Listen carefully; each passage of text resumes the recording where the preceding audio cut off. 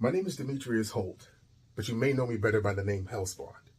Now I'm coming to you today because I'm putting together a networking event in order to financially bolster Black-owned comic book conventions. It's going to be called the Blerd and Powerful event, and it's going to happen at San Diego Comic-Con 2023. Now, I've already done all the research. I've already talked to all the conventions. What I need for you all is to just share this message. Talk to your friends. But the point is to get high-dollar investors out of San Diego so that they can see what a comic book convention could look like at its height. So that when these other comic book conventions start to exhibit to them, start to explain to them what they're made of, then they know that they're going to get a return on their investment. So if you have any information on anybody that you may know may be interested, please contact me and we'll have a conversation. And if your friends need to know who I am, just tell them to Google my name or Black E-Man. Thanks.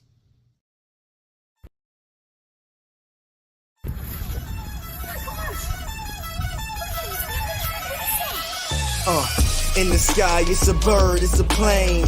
Flying high, I emerge through the flames. Have no fear, I'm here, so stand back. Melanin activate, the name is super black.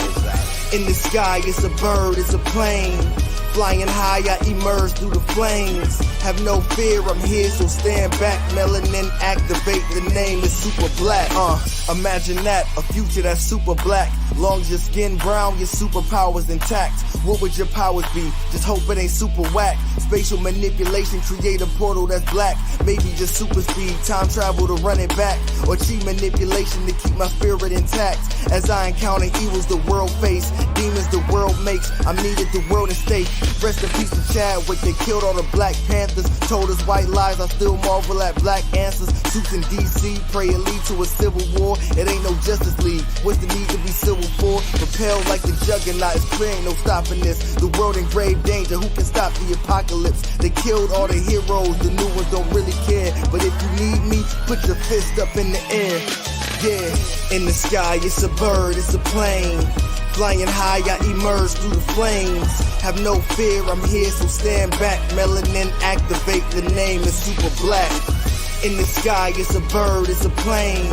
Flying high, I emerge through the flames. Have no fear, I'm here, so stand back. Melanin activate, the name is super black. Hey everybody, it's Thursday. Friday Eve, I like to call it. Thank you for tuning in for another episode of Blerd's Eye View. It's your man on the wall, Chris Fury. Thank you for tuning in. If you're watching on YouTube, hit that notification bell, hit that subscribe button, you know, all that good stuff. If you're watching on Facebook, Blerd's Eye View Facebook or Blerd's Eye View podcast, thank you for following and watching there as well. And you can also check us out on Twitch, which is Blerd's Eye View 1. And you can also check out the YouTube channel and check out past episodes and see all the crazy stuff that, you know, you normally don't get to see if you didn't see it live. That's if YouTube didn't take it out. But in the meantime, let's get Lady Mandalore in the building. What's going on? Well, hello. Good evening. How are you? I swear I'm going to start making Lady Mandalore do like some of the intros because she has the voice. I'm not the only one with the voice. Yeah. Yes, I practice sometimes. I have in the mirror. When I talk to the other voices in my head, we all get a little kiki. Okay, Harley. It works. It works. Oh my God. We got the Black Spartan in the building. What's going on? I thought Kira was about to start singing the song. I thought she was about to say we all got voices and they're all a little cuckoo. I thought you were going to say it for a second. We can share. You can share that at the end of class. I will sing next time, just for you. Just for what's going on, y'all? It is another Thursday, man. It has been one hell of a week. We have a special guest here tonight. I'm waiting for him to come on through. But in the meantime, I came across something that I forgot that I had seen before, and I need to track it down because I want it. It's a movie called like the ballad. I think it's called the Story of Ricky O. Oh yeah, well, I knew you. I'm gonna shut up. Elders of the campfire, please bestow a story upon us. So the Story of Ricky O is a kung fu flick, but they use practical effects for gore, and it's gore. It's not torture porn because it takes place in this prison, and they're doing like the most insane stuff to these prisoners. And Ricky O is there because he killed a man in self-defense, and you find out what happened when he killed this man. It was all in self-defense, but he's insanely strong. Like they show his backstory as he's in prison. They show his backstory. Like this dude was breaking stones with his bare chest and all types of crazy, like typical kung fu stuff that you would normally catch. So One Punch Man, if he got caught. Yes. That's exactly what it is. I mean, he hit the wrong one, I should say. It's the most insane story, but at the same time, kung fu movies just have a certain level of special effects that you're just kind of like, I'll take it. I'll take that. You know, like, I'm okay with that. You know, like for some reason that the Western movies cannot do. You're just like, oh, he just broke that with his bare hands. I'm fine with that. He's trained for it. What do you mean he trained for it? Of course he did. But it draws you in. It does. It draws you in. It does. When you see just how insane some of the control, I'll give you one part. Because you know the warden is crooked, the guards are crooked, all the prisoners that are there, they're pretty much under the thumb of the entire thing. And there's a part where Ricky O, like the warden is just sick of his stuff. He's just tired of him. And he's like, I'm going to dig this big ditch in the middle of the yard, or the middle of the prison yard, and force the other prisoners to bury him. Mm-hmm. And they reluctantly did it. However, and then he left him like a bamboo stalk so he could breathe. Mm-hmm. What? However, Ricky used that bamboo stick, no food, no water, and survived for 8 days and came out like nothing was wrong. Like, This he man needed a good nap. He looked irritated. He said what kept him alive was the thought of his girlfriend that was murdered. Mm-hmm. And that's what kept him alive. It was like, because he had revenge on the mind. which goes to show you, hate can keep you alive. Hate can keep you alive. It was just one of those things, and it's such an out there movie, but it's actually watchable. Mm-hmm. You're entertained by the whole thing. Is that crazy? You know how on Amazon Prime if you want to look at it. Yeah. Oh yeah. Let's put it like this. Mm-hmm. It's better than the live action Fist of the North Star. That's for damn. Way better. And yet somehow that has also escaped my vision. Oh, you're lucky. You lucky. That's the one you're just like, what? Yeah, that's the Ricky one. O is totally different. You can watch Ricky O, but you can wave all you want to at Fist of the North Star. That you can wave it as it passes you by. You won't miss a thing. It's all types of bad stuff. All types of bad stuff. So it's I don't know. That was kind of on my radar. I was watching Spawn last night, the animated series.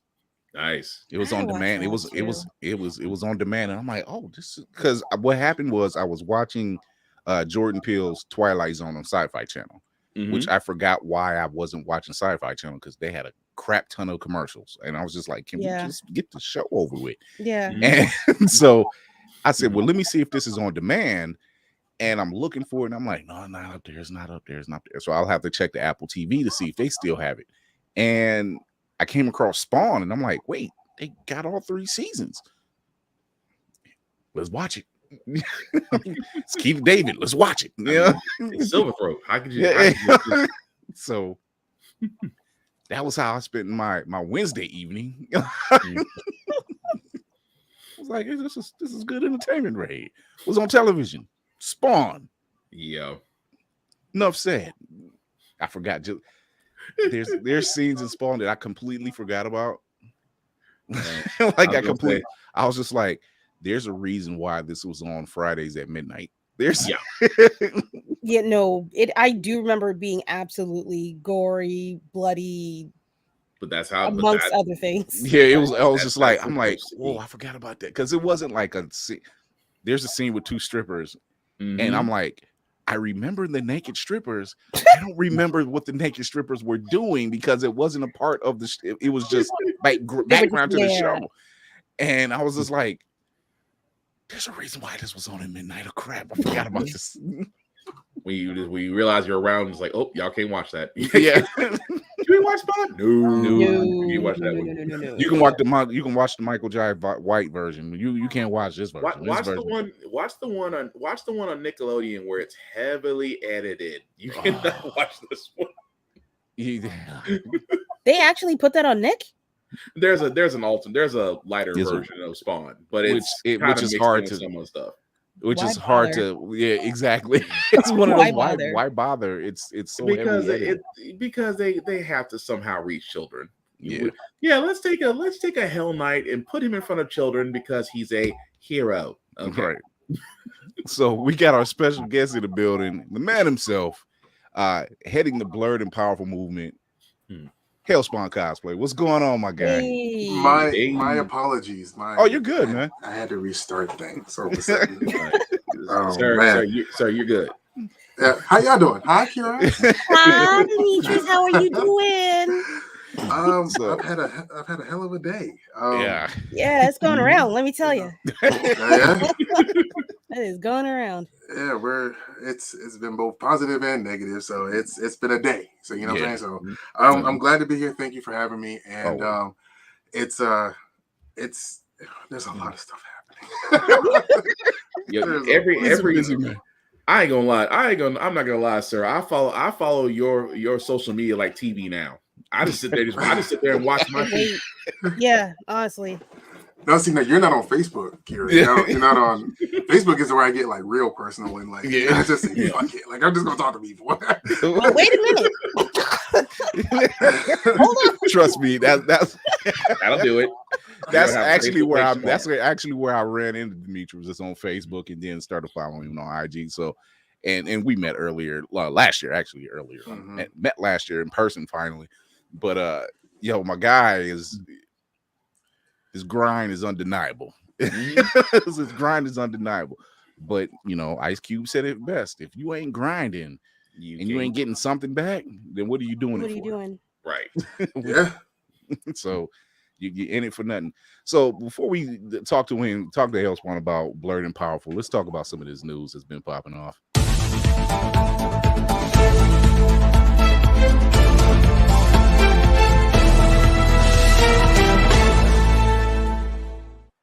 So in the early 2000s, come to find out, Brendan Fraser actually auditioned for a Superman project that never came to be, of course, because there was a lot of dust up behind it about they strayed away from the source material. Like even he was that the one that Nicolas Cage auditioned for? No, not that one. That's what I was thinking. I was that curse project. Hopefully not. Yeah, that one. It was actually dubbed Superman Flyby. And like it was people like he was on the short list actually with Paul Walker, Jude Law, David Boreanaz. He was on the short list. What? Yeah. And you talking about Marvel's gonna have competition, Kira. I'm never gonna let you live that down.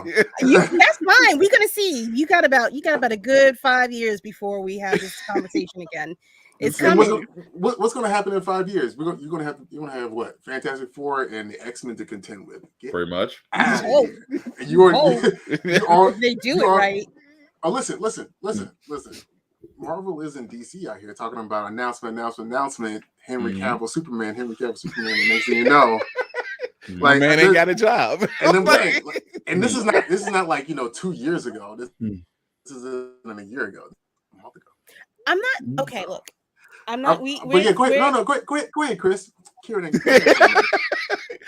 even Matt even his castmate from Doom Patrol, Matt Bonner was on the short, which I can actually see him. Yeah, I can see him playing a younger Superman. I can see him playing a young Superman. He is short. Because compared to Brendan Fraser, he is kind of short. David Boreanaz definitely, so. But yeah, I was actually surprised. I'm like, oh, okay. Brendan Fraser was out here actually trying to put in some work, He wasn't but it's a good thing. Even he said it. He was like, after seeing the script, yeah, like when you stray from that far from when you say stray from the source material, I'm like, how far are you straying from the source material? You got to be pretty far away if you're going away from the plastic wrap over what is it? The Shield. Yeah. Superman Shield. If it's anything like Kevin Smith described, because Kevin Smith did a thing, and this was right before the Nicolas Cage project, and he was talking about, he was doing a convention, and he was talking about this project for Superman, and Kevin Smith was on the short list for directing, and he said the head was talking about this spider, fighting this spider in the third act, and he said, Kevin Smith gets a call later and he's talking to the other producers, and they said, did they mention the spider? And he was like, yeah, he mentioned the spider, and the project ended up going flat. Well, then the producer ended up going ahead and doing Wild Wild West, and he says, and what was in Wild Wild West?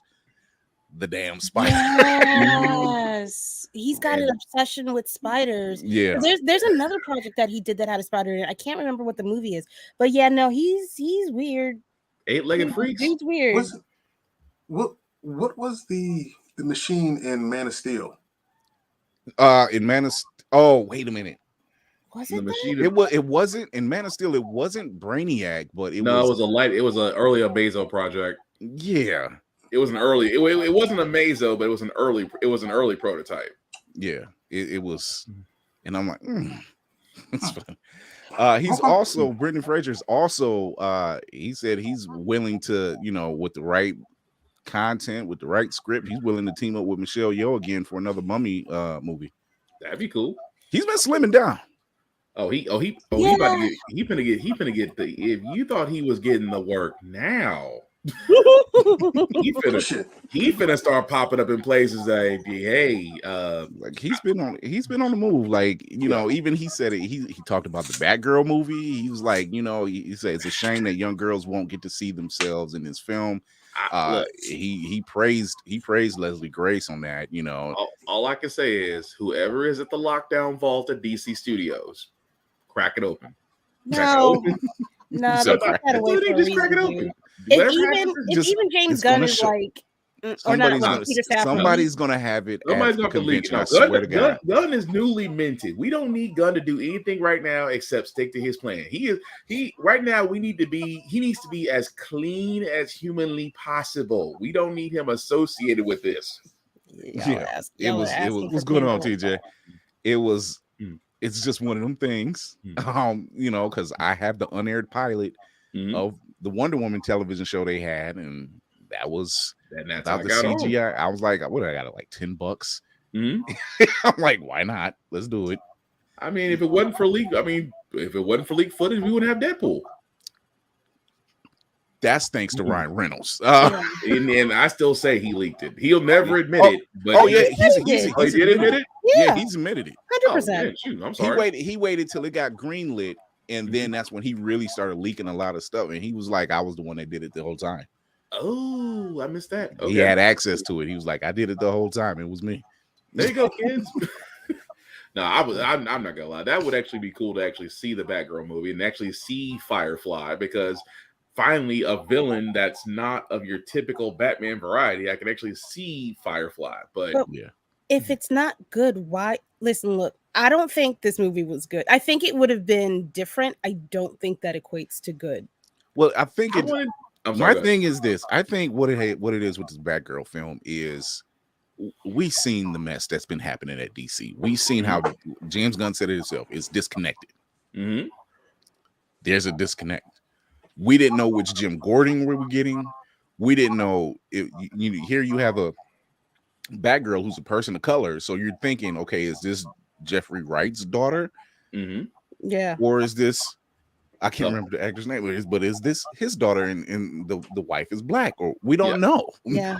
But again, it does, you like you said, no content, no continuity. But at least if we could get Batman and Robin, as terrible as a movie that is, that to me is still the low bar for all Batman movies. It cannot be any worse than that.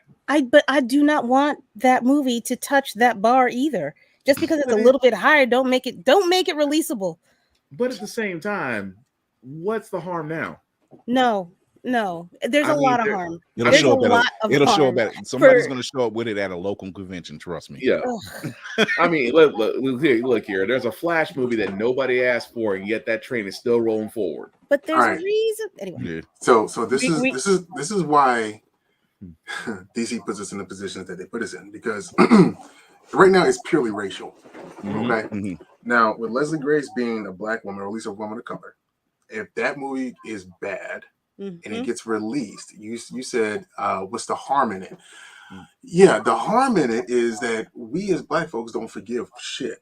That's also true. You know what I mean? So if the movie was bad, it wouldn't be the director's fault. It wouldn't be the supporting cast fault. It would be that black woman's fault. Exactly. Okay? They'll put that. They'll put it on the editor. They will put her on. They will try to put it on her. Yeah, you're right. They just try to put everything on Letitia Wright and Shuri. Like everything. They just. I mean, whether it's the suit.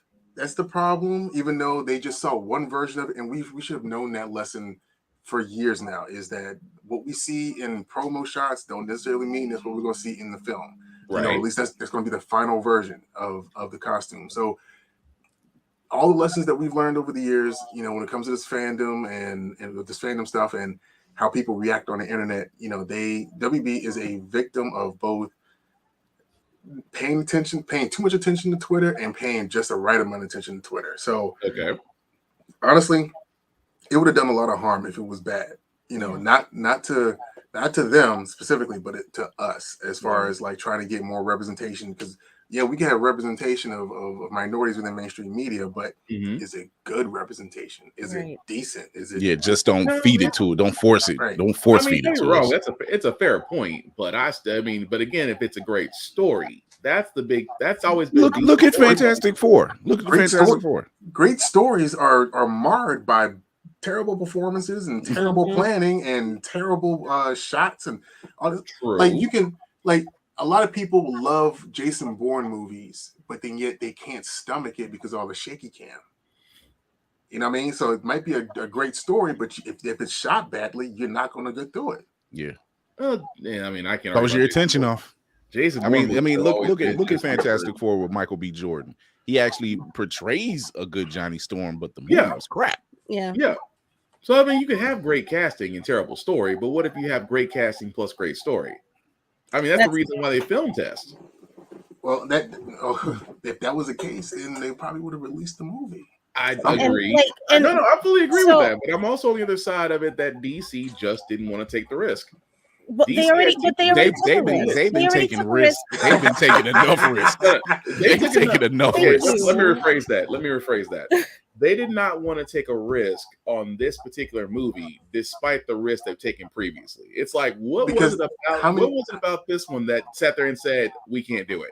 Because they had already lost $100 million on a 4-hour Justice League movie, and they didn't get their money back on Black Adam. That was what they were trying to bank everything on. That was not a good movie.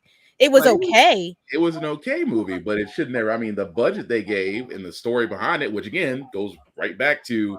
You could have had great casting in Alice Hodge, and you could have had great casting in Pierce Brosnan as Dr. Fate and Hawkman, but your story was crap. Avatar's story is crap. Your story was crap. I do not think they had a good story with Batgirl. I think they had something, but it wasn't going to be any better than Black Adam, which means it was going to be completely obliterated by anybody and everybody that is against seeing more women in films or having more female-led films in general. Forget about race to start with, but anything that has a woman in it, but that's the problem. It's a problem. Yeah, they got to get over that hurdle first, which is crazy. Yeah, so it definitely a mediocre female minority-led movie is going to be harmful. For me to see more of me on screen, I wouldn't see it for another 10 years. But the crazy part is Woman King did great, but as we nobody all know, wants to acknowledge it. Exactly. That's what I'm getting to. Woman King was great, but couldn't get acknowledged by the artists. Nothing was wrong with that movie. But it made its money.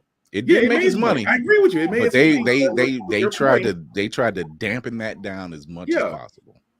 They really as I said, to add to your point, that's why I was like, that's the stigma of you could actually have a great movie like that and it still gets snubbed. Yet Pineapple Express can get nominated. Well, we all know what the difference is between those types of movies. Yeah, I get that. That's what I'm saying. But the other difference is there would be more chatter about a bad movie than there would be about a great one. If they're quiet, it's because they don't have anything to say, which isn't great, but I'd rather have them be shut the fuck up than have some negative stuff to say. That's always been some people's thing. Some people's their thing has been just to down a movie just because of traffic, of clicks, or what have you, versus actually praising a movie. They're always looking to down something. Well, see, perfect example. This is a perfect example. I was going to do the Spider-Man Noir, but this right here is a great segue into basically James Gunn talking about the DC. He's already stated that the execs in Warner Brothers will have nothing to do.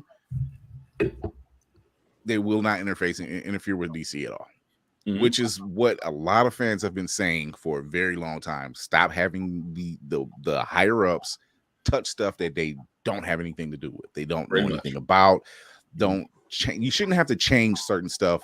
I don't know why you change certain stuff. Perfect example. We all know the origin of Batman. You don't have to tell it again. It's just like the MCU. We know the origin of Spider-Man. Even it was said it in Homecoming. He was like, even he says it in the movie. He was like, the thing with my uncle is too long story. I don't want to get into it. Right. Let's leave it alone. Right. Let's move on. Let's keep moving forward. And Right. so I think that's something that's needed.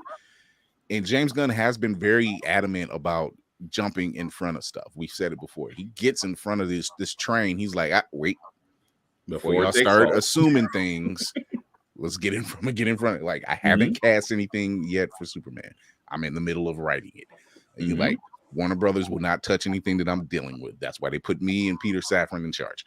We're going to leave it at that, you know. So, but he's doing just enough without revealing too much. But I like the fact that he did say there's a wall, that there's actually a wall between us and them. So that does add to the fact that it is giving more care to it. Like, he's making this his personal mission. It's like what we said before. It's like he is a DC fan like us, and he wants to see DC. He wants to see DC succeed. So in order to do so, you do have to cut out the cancer. Warner Brothers. Yeah. You just give us the money. We keep it moving. Yeah, pretty much. You'll get now I don't know what's going on with Sony and Amazon, but they're doing a Spider-Man Noir movie, but the main character will not be Peter Parker. Now, we know that Spider-Man Noir takes place in the 1930s, New York, but who's going to be under the mask? We don't know. I really hope they give it to Nicolas Cage. His name, Nicolas Cage. Yeah, Okay. I kind of want him to do it again. I liked his voice for it. He did great. He did great in Spider-Verse. Yeah. I mean, it's a hope and a prayer, so why not? I don't see Ghost Rider happening anytime soon. So that's great. We don't need that. Disney has been announcing. Bob Iger has announced that there will be a Toy Story 5, a Frozen 3, and a Zootopia 2. Oh, I know who wants to go first. The exasperated sigh around the globe, sir. Here's the thing. I don't care about another Toy Story. That story is done. It was Woody's story. You're done. Frozen 2, you told the story about the both sisters. You're done. Zootopia 2, yes. Give me a Zootopia 2. Let's get it out the way. Let's call it done. Like Will said earlier, it's too real. It's too close to realism. I cannot wait for my son to get here so I can show him all the real movies. So he's set for kindergarten. Zootopia is going to be one of them, because I'm like, I want you to be just aware and just be ready, just with roast game ready at kindergarten. I'm ready for that.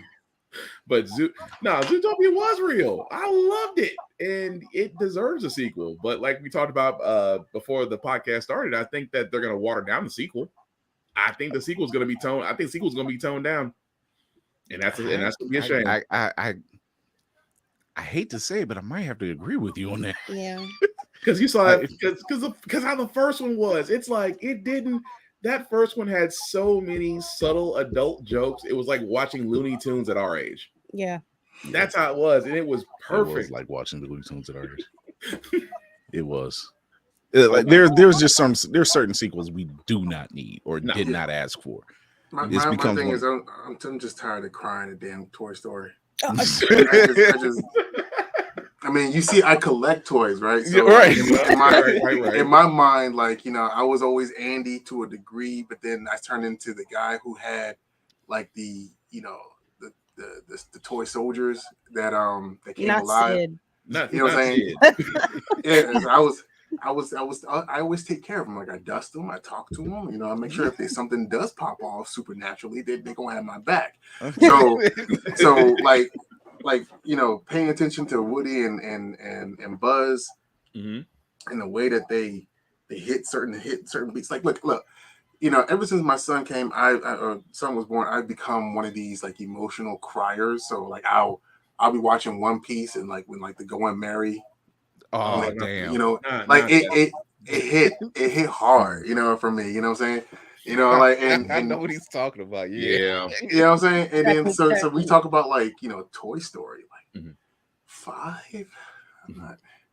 And my son's 3, so when it comes out, he'll be like 4 or 5 now, and he'll want to watch that shit.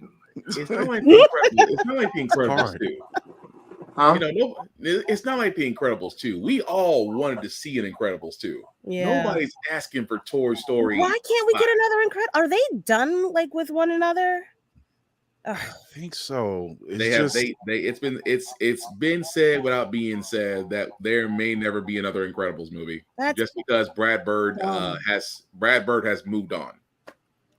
They did all that without giving me a backstory with Frozone.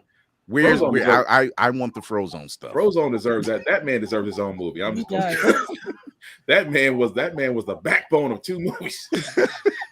Like he came in clutch. Come on.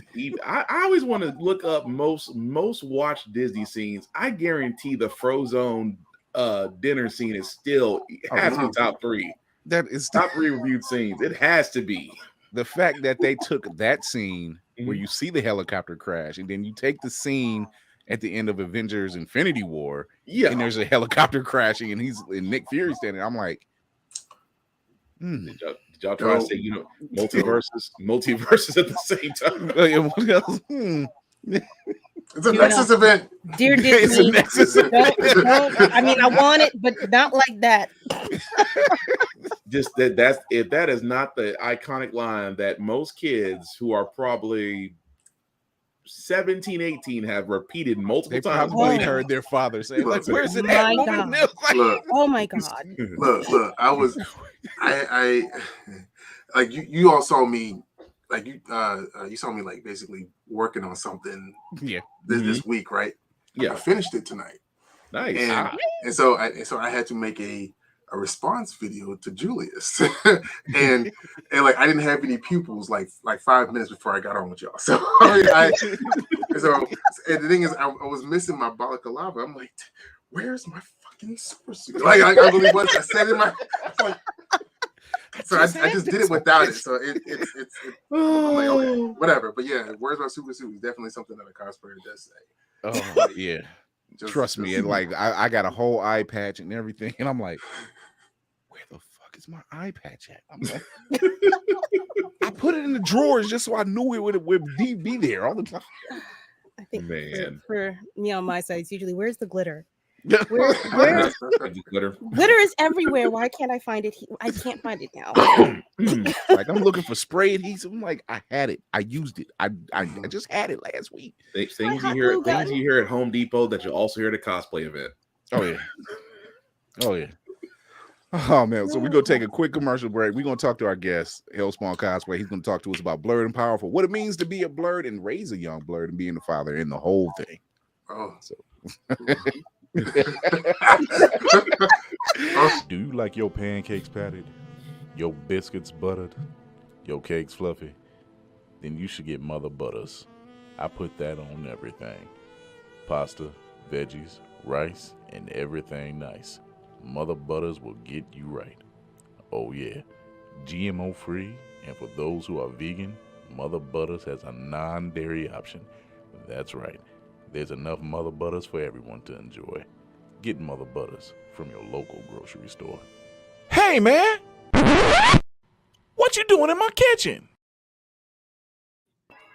That commercial is 3 years old. 3 years old. I need to update that one. Mother's Butters needs a new thing. So we are talking with a special guest tonight, Hellspawned Cosplay. He is running Blerd and Powerful. He's probably one of the most prolific cosplayers out there. He's doing this thing. He's showing that you should be flying your flag, and he's showing that you should be stepping up to the plate if you are a person of color to make yourself be seen at the conventions and mainstream media and the whole nine. So let's talk to him. Let's get him up here and get right there. Oh, shit. It's a production. I'm a production, man. Get the full-on treatment, sir. Go ahead. Spotlight yours. Right. Jeez. Let me give you this because you know we've been cool for quite a while, a couple years now. And let me give you this.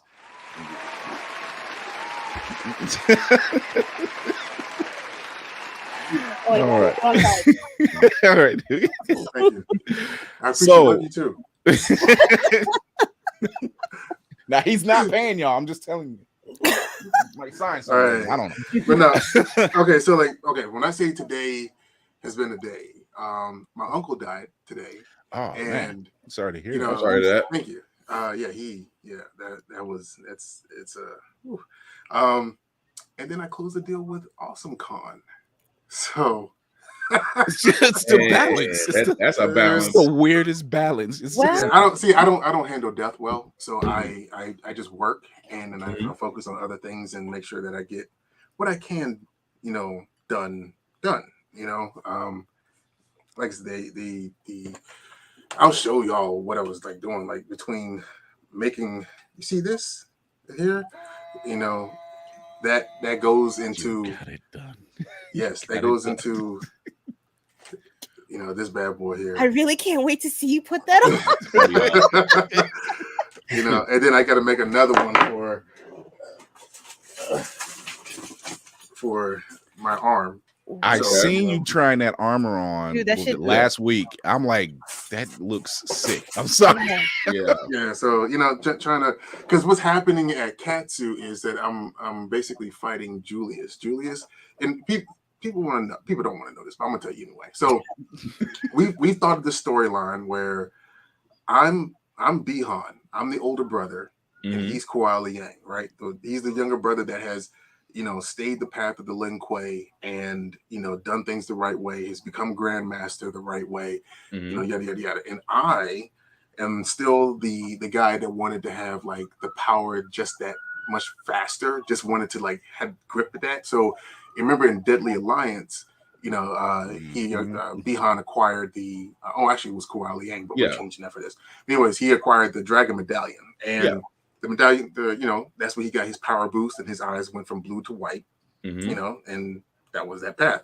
But if we're changing it for Bihan, if it's the Dragon Medallion and he's got a thirst for power, then that means that Dragon Medallion is actually mutating him and what he's wearing into a dragon-like state. Okay. So that's why the mask looks the way that it does. And then with the dragon scales, with the armor and such, and this man thinks it through. And so what's compelling about it is that we got another cosplayer named DJ Dave. He's coming as Scorpion. So it's gonna be Kuai Liang and Scorpion gonna try their best to pull Bihan back from the brink of destruction. But and like it's like poetic justice, because like it's the enemy that set that one off from the jump. He's flipped, right? And so now like so it's, we're gonna try to do this at Katsu, and either Wait, there is no try. There's only do. I need to see. No, but we do have a video crew, and we do have some photographers that are hitting us up to be like, yo, what are you doing? And I'm like, well, this. Like, can I get you? I'm like, yeah, it's kind of weird to have photographers like reach out to you and be like, can we take your picture, as opposed to the other way around type shit. But it's dope. It's cool. You hit that level, sir. What is this humble? What is this, sir? Stop. Listen, it's dope. It's dope. The flex comes after the completion. Right. That's what happens. The flex comes where Awesome Con and I have come to an agreement where, they'll host Juneteenth. Yes, they're willing. Boards, people. Yeah, they're willing to host and co-promote the Juneteenth event, and then give us a space. And I'm trying my best to make sure that people that have held me down are looked after. So I'm working that out. And okay, wait.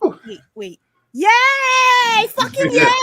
Yeah. Fuck yay! Yeah. She did the applause before I got to the applause. She got to the applause. Like, And then we might be doing a geeky dad panel, So it's because I have Kauai that weekend too. So it'll be a dope, just like Awesome Con's gonna be black as fuck.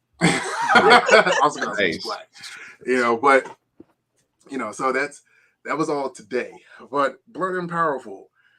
Yeah, let's talk about Blerd and Powerful. All right. Yeah. So Blerd and Powerful, like the commercial says, it's a networking event that I'm putting together, that I've been talking to, my person out in California today, trying to make sure that the venue is secured or whatnot, and what I can do for that.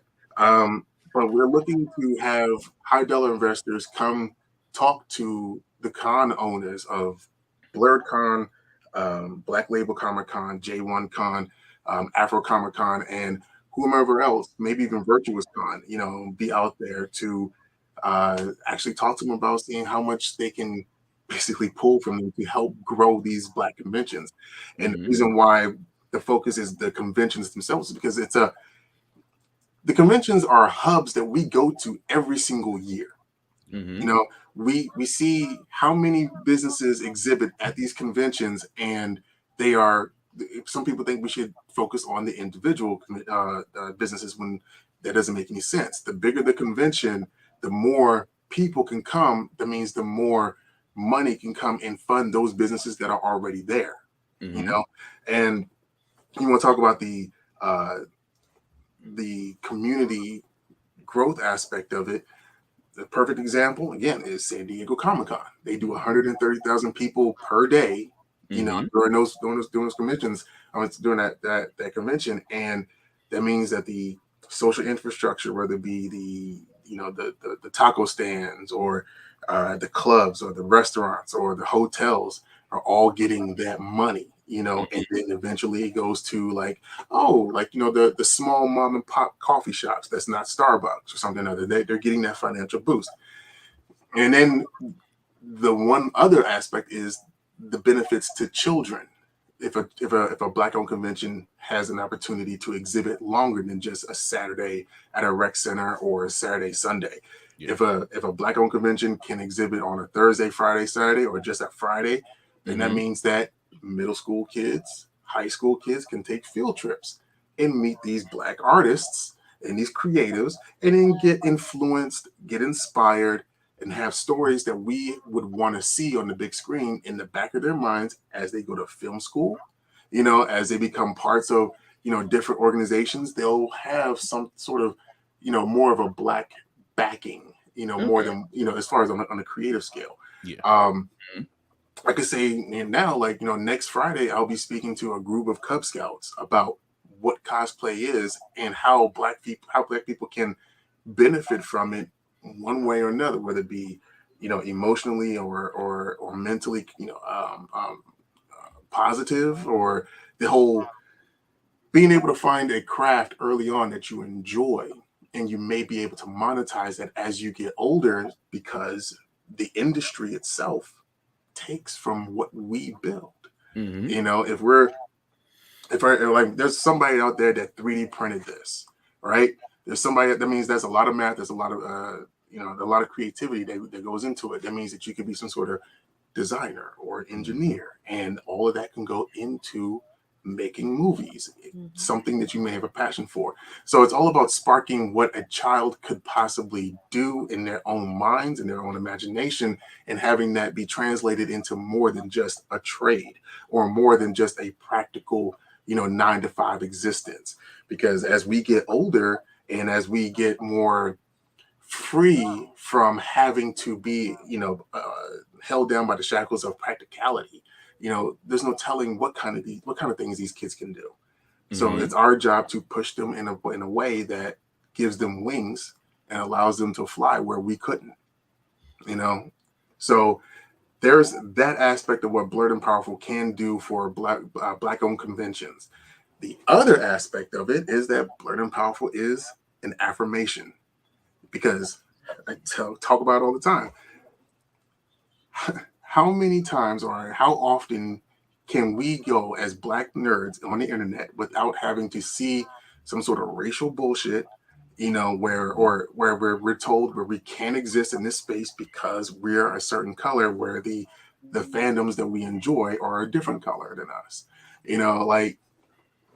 Every time that I look around, there is somebody that is mentally and emotionally beat down because they are told that they are lesser than. So when you are being reminded by either someone saying it to you, if you reading it, or you wearing it, that's why I call this a flag. It has become a banner, because you are not only Blerd, but you are powerful. You are the one that can step forward on your own volition and not have your day ruined by somebody who is lesser than you. because they feel like you shouldn't exist because you don't look like them. Right. You know, so it's a reminder. It's a push that you're going to be okay. You know, and a lot of us need that more than we may care to admit. So, you know, I've seen a lot of people, you know, deal with their own levels of depression, deal with their own levels of anxiety, and you know, some people even question, just because they're mixed race, you know, how black are they? You know, that they just can't accept that, you know, they have a little bit of melanin in them. They're not, no, I'm not all the way black. You know, no, baby, to the police, you black. right. That's all that matters at that point. Yeah, You don't pass the blue line check, sir. So it's like, come on now.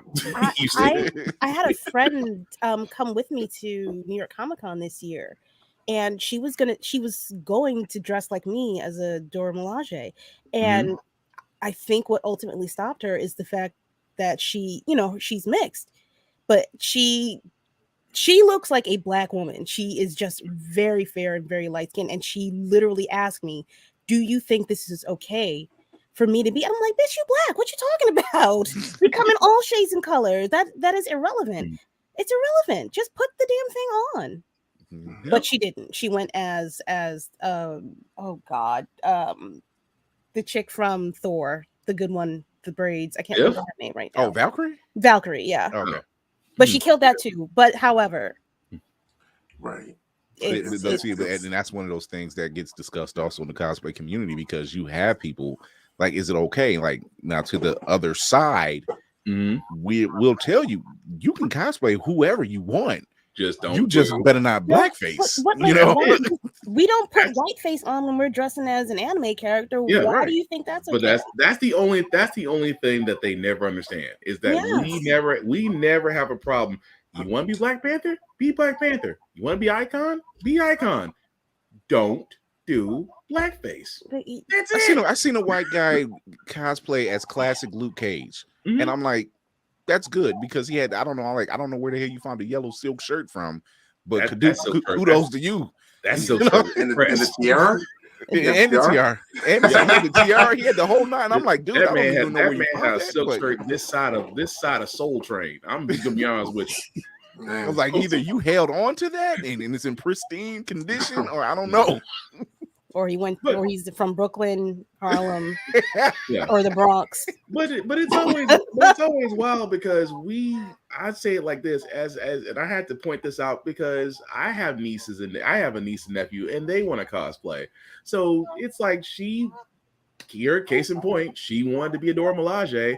My niece is very fair skinned. I'm like, she's like, I don't know if I should do it. I said, honey, do it, because first and foremost, you with your uncle. I'm the biggest thing walking in that con next to you, so I hope said something. You said, I want to say something. Hope somebody says something to you. But at the same time, it's confidence. At the same, I told look, honey, there's different, as much as there are different type of milk chocolate out in the world, so are skin tones. Yes. It does not matter. But that's that whole thing, is why I like cosplay so much. Number one, it instills confidence. Number two, it opens up the imagination. Like, you're not stuck, or you're not aligned to one thing. It's really whatever you want to express yourself as. But I mean, it's amazing where you see a lot of us out there. I'd give a shout out to Stardust Megu, because she sat there and said, F what you think. She gonna cosplay whatever she wants to, and she does it very well. So love her for that. And I use her as an example, along with others, because you don't have to necessarily. I am that person. I am that person, Geek Blerd. I'm not gonna fly. I mean, I am that way too. That's because I'm very protective of children, especially cosplaying. So if I see them getting bullied or somebody's messing with them, immediately I'm just like, okay, I'm ready to go to jail. It's like, I'm ready to go to jail. Come on. It does. No, I like to, you're right, Geek by Heart. She says cosplaying is, definitely instills confidence. And you look at characters like Spider-Man. Perfect example.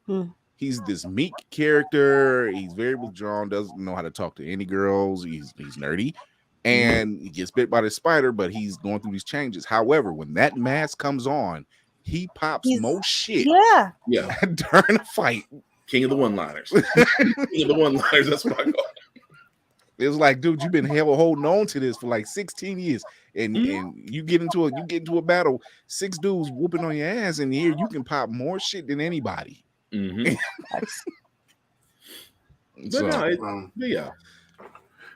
it's just there's just so much that goes into it, and if I'm being honest with you all, like I didn't start cosplaying in order to be a leader of a movement, someone that gets people going on a certain level. But when you've this is why I fuck with Marvel more than DC's, because you have a lot of ordinary people thrust into extraordinary circumstances, and how they handle it, is what makes them a hero or makes them a villain. With my story, I could have been a villain several times over. Some people still think that I am a villain, but embrace it. I do. Just embrace it. But it's fun. It feels good. But the dark side, we got cookies. But at this point, it's like,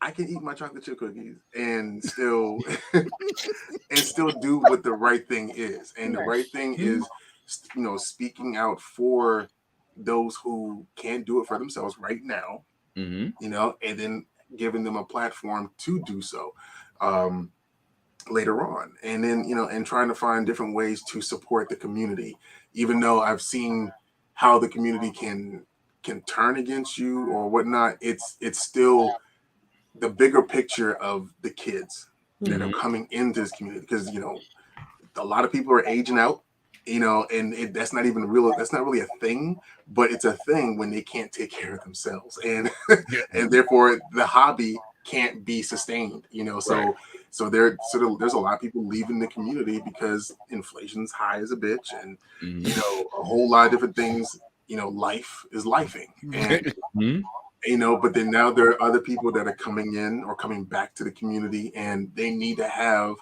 a real flag that speaks to them. I'm not out here trying to be personally enriched by people buying shirts or trying to gain clout. I mean, if anything, this is the thing. If anyone says that I'm a clout chaser, like you do realize that I would have to have clout in the first place in order to do something like this, right? Right. I can't chase clout if I've already got it. So I'm just doing it. You know what I mean? I'm doing it because I have the clout and the platform to do it, and it's working. Yeah. And I can tell that it's working because people, even like Kira herself, they are actually taking pictures and videos and having fun in showcasing their flag. Like it's dope. Like this is not just my thing, it's everyone's thing. And with me speaking on what matters, at least what I think matters, to the community, other people have been paying attention. And I'm talking about other people. I'm talking about people outside of our community that either want to monetize us but don't know anything about us. And so what happens? They come to me to talk to me about what our community looks like and what is. I've been working with a TV production studio house for almost 18 months now on trying to steer them away from doing anything salacious when it comes to the Black nerd community, when it comes to television. Like they want to do something reality TV like, or something that is competition like, and let's stay away. When it comes to Black folks, the first thing comes to your mind is like Zeus Network, or saying Love and Hip Hop or something. Like if we're being serious, let's do something a little bit more classy and something that highlights all the different spots, arms within the community itself. Excuse me. And I've been trying to get that molded. I've been trying to like that. And then I have 2 other production companies one of them is starting out on YouTube, but then they got name recognition, and then you got another one that's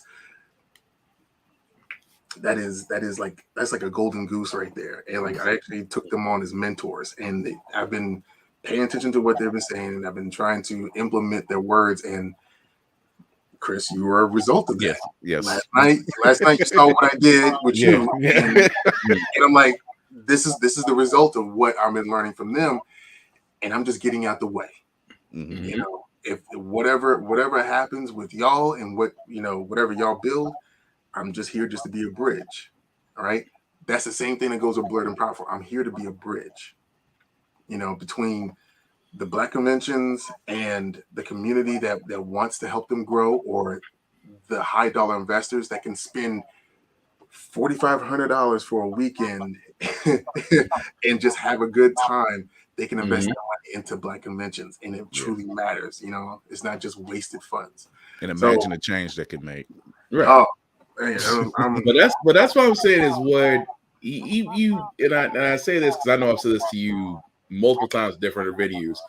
You didn't call to be this. You didn't call to be the leader, but the situation that came to you, you did the right way. First and foremost, let me say that immediately.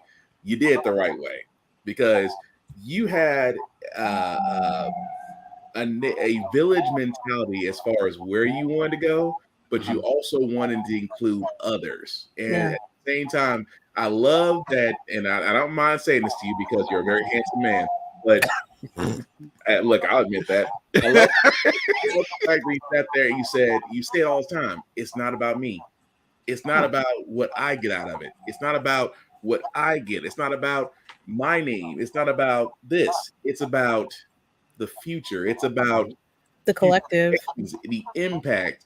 That when you speak like that, sir, that's on some Malcolm Martin kind of thing. Which again, I know you don't say that about yourself, but from us on the outside, it's the mark. It's literally the mark. You're hitting the right notes. You're hitting. You cannot help yourself but hit the right notes. That is who you are. So that's why I said I don't want you to. Like I said, I don't want you to think that we see you as far as what you're doing, and it's all great. Yeah. But you are taking and running with, especially with Blerd and Powerful, especially with the fact that you did the one thing that you say a lot, that we simply need unity, that you wanted to bring people together. And what brings people together? A theme, a mantra, a flag, a calling, if you will. And you've done that. So I want to give you props for that, really and truly.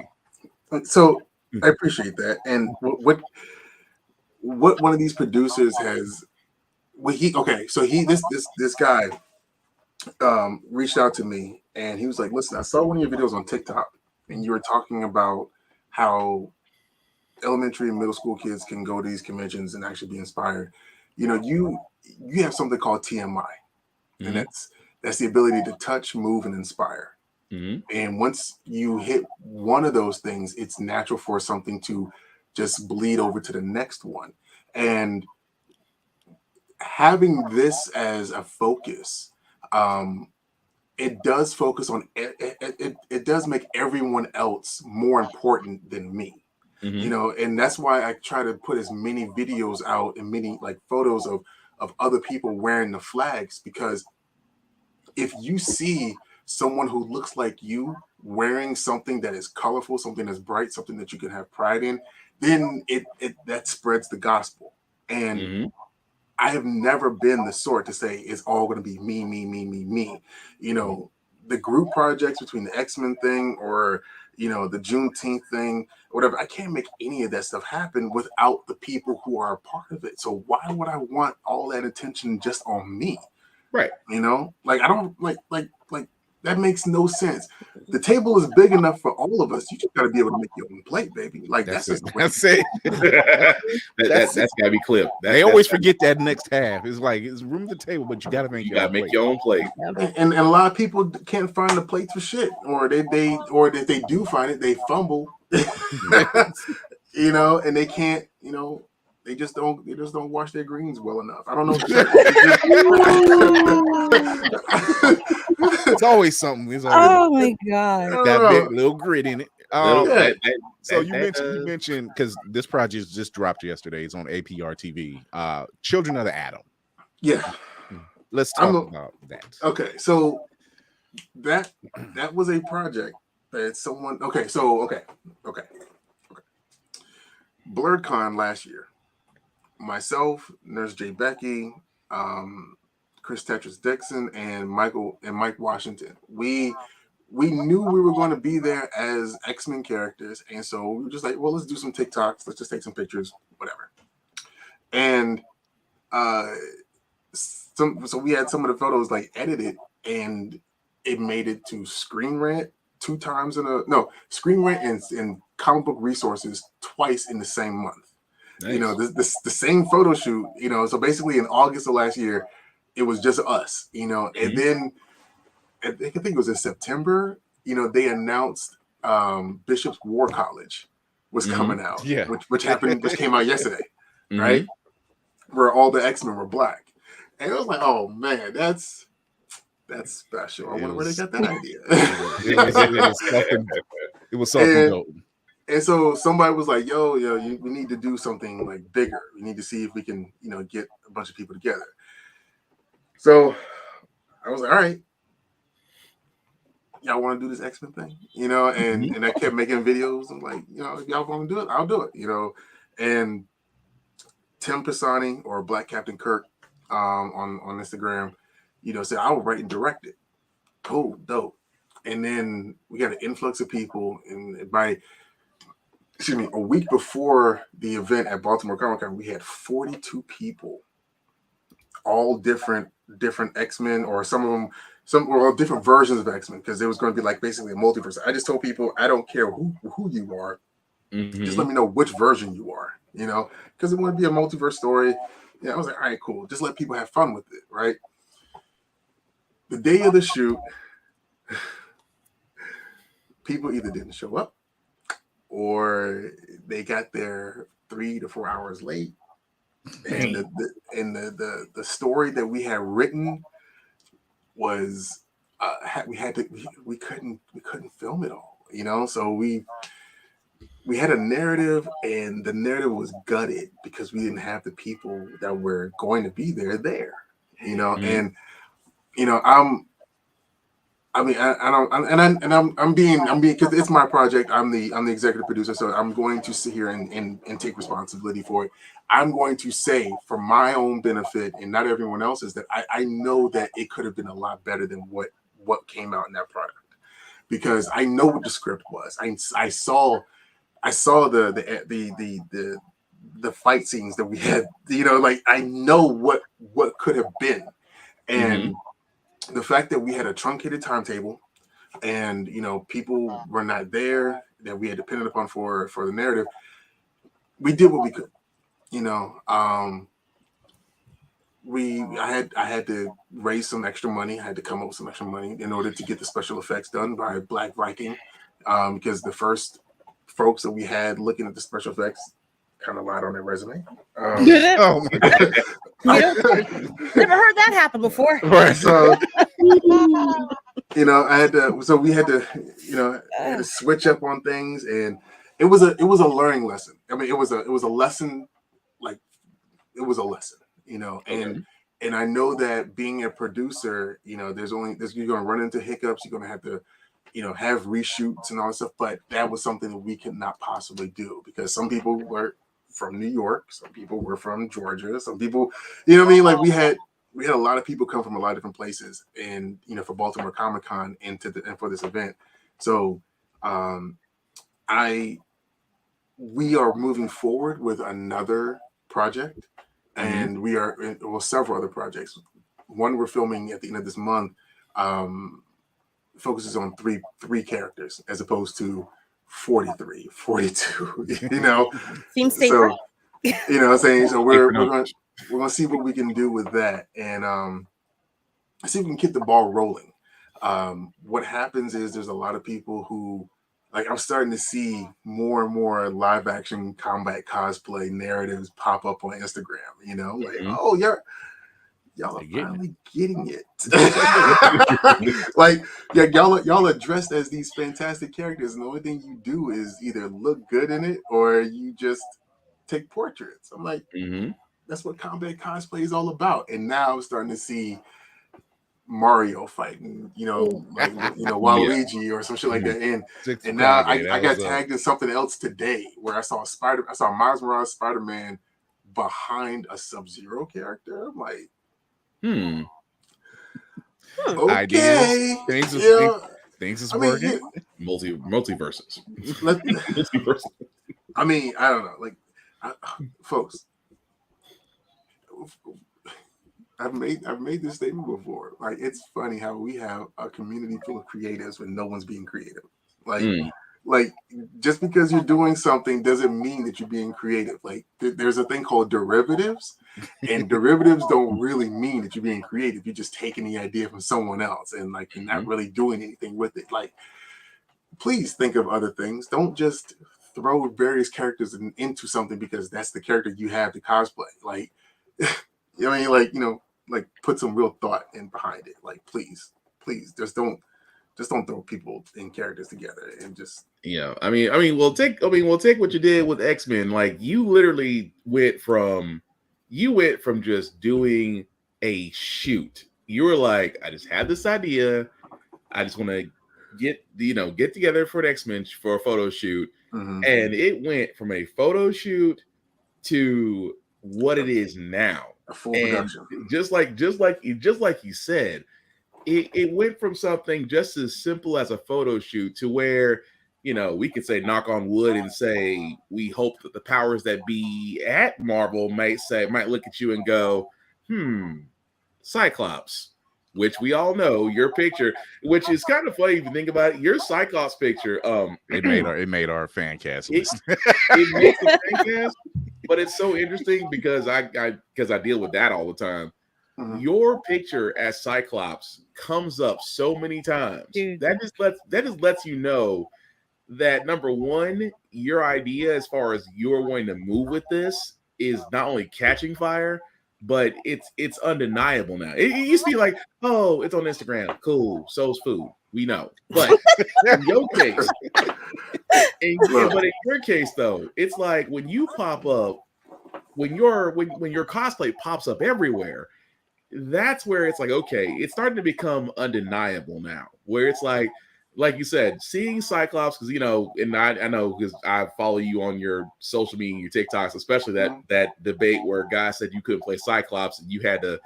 That I'm gonna be honest, sir, that was your moment of petty, and I approve. But that was a moment of petty, and I approve. But no, you had to break it down from like, dude, anybody can play Cyclops. If you can do it, I can do it.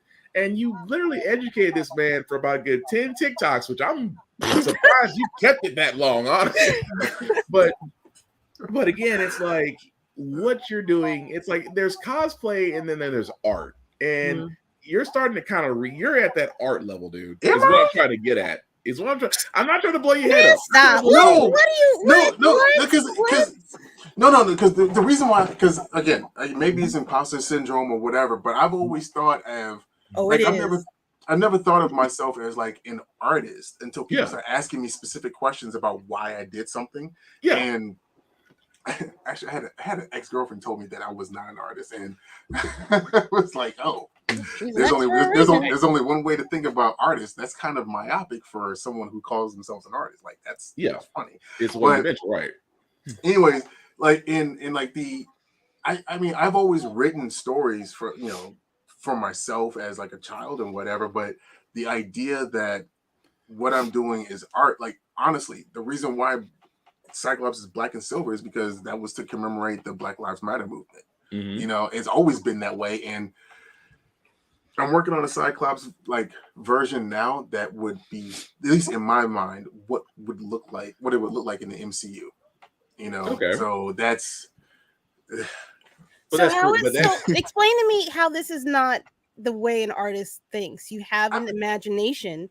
You have And something you're that putting you need to passion bring into it. into reality. So you have to make it. That is an art form. That is I think artistic. Is it that like you don't want to? I'm sorry. Go ahead, Kira. I'm sorry. No. I'm making make sense to me. I see where Hellspawn's coming from, because again, the man is extremely humble. So I get that. I accept that, and I believe it. However, but I see what he's saying though. I see what he's saying. He doesn't want it. It's the fact of what he was saying beforehand. It's just, your creativity, your passion, your drive behind it will eventually equal to what the outcome is. But it shouldn't be seen as art. It should just be seen as what you want it to be. I think that's what you're trying to say, right? Yeah, I mean, because I never thought of it as art. It was like, oh, this would be dope. Like, because we've spent so many. Like, I've got my 93, my 94, Fleer and Flare Marvel and DC cards. You know what I mean? That we spend. If it's the deck I'm thinking about, I got that same deck. I got a whole deck. I got a whole folder. Right. So the thing is, like, we spent so many hours as children looking at these things, reading them, playing with these toys, like Superhuman Samurai Cyber Squad. I've only seen one cosplay of that, but yet it was something that we watched that we didn't have a problem with. Like some of us had problems with Beetleborgs. We didn't have problems with that one. Some of us had problems with VR Troopers. We didn't have problems with Superhuman Samurai Cyber Squad. But we don't see that anymore. You know what I mean? So we used to watch this. Why are we not utilizing what's deep in our minds and trying to implement them in the best way possible? Like, I did make a video with the smoke coming out of my mask while trying to be as menacing as possible to respond to Julius's video. Like this is like one classic wrestling taunting, type shit. And that's fun. You know what I mean? Yeah. But yet people take this stuff so seriously that you think that you're supposed to be carrying it as a business the entire time. And I was like, well, I don't think I'm an artist. I'm just out here just having a good time. Because but that's what artists do. I feel okay. I'm gonna put it to you. I see DC said it best, because DC, we did a rip on Cyclops before you actually cosplay Cyclops. Me, him, and Candy, me, DC, and Candy, we did a whole rip. It was like a 20-minute rip on Cyclops, right? And then we seen you dress as Cyclops, and DC said, he was like, as much as I hate Cyclops, I don't hate Hellspawned Cyclops. He's like, I'm not gonna. If you think of it, because like Cyclops has always been about his people, though. Yeah, he has. You might not like the fact that he might be a little bit of a man whore, or you don't like the fact that as the 90s cartoon, the animated made him, right? Made him look like a bitch, or whatever. But then yet, ever since like 2002 or something or other, the man has been on a tear for his people. And honestly, if someone was to be torn between Professor X and Magneto's way of thinking, and then ends up becoming an amalgam of the two. And yet we'll take a motherfucker out quick, fast, because even in the cartoon he was quick with the blicky. Oh yeah, he was. So, I mean, why isn't he a black man? You know what I mean? It just seems to make more sense for his backstory to have him be a person of color than just a generic white guy. You know what I mean? Right. So I appreciate that people like the black and silver BLM Cyclops, but that's just a reflection of the actual character. One more time, so yeah, see it. This is the before.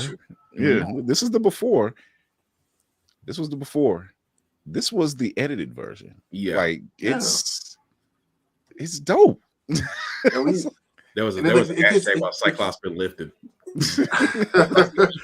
Well, listen, the man's always been Diesel. You just don't see it, because he's always wearing a jacket, for the most part. But so just to get, cosplay has become something of a passion, and I have been wanting to make this fog machine for years, and I felt like it was time for me to like really invest in like the side. Like, I still have everything out here, the glue gun. Like I was here watching you and trying to make sure this was going to work, because I need to make this one work, and I need to make one work for my arm. before next week because we got some work to do. It's officially crunch time. It's officially crunch time. It's going into it's crunching out.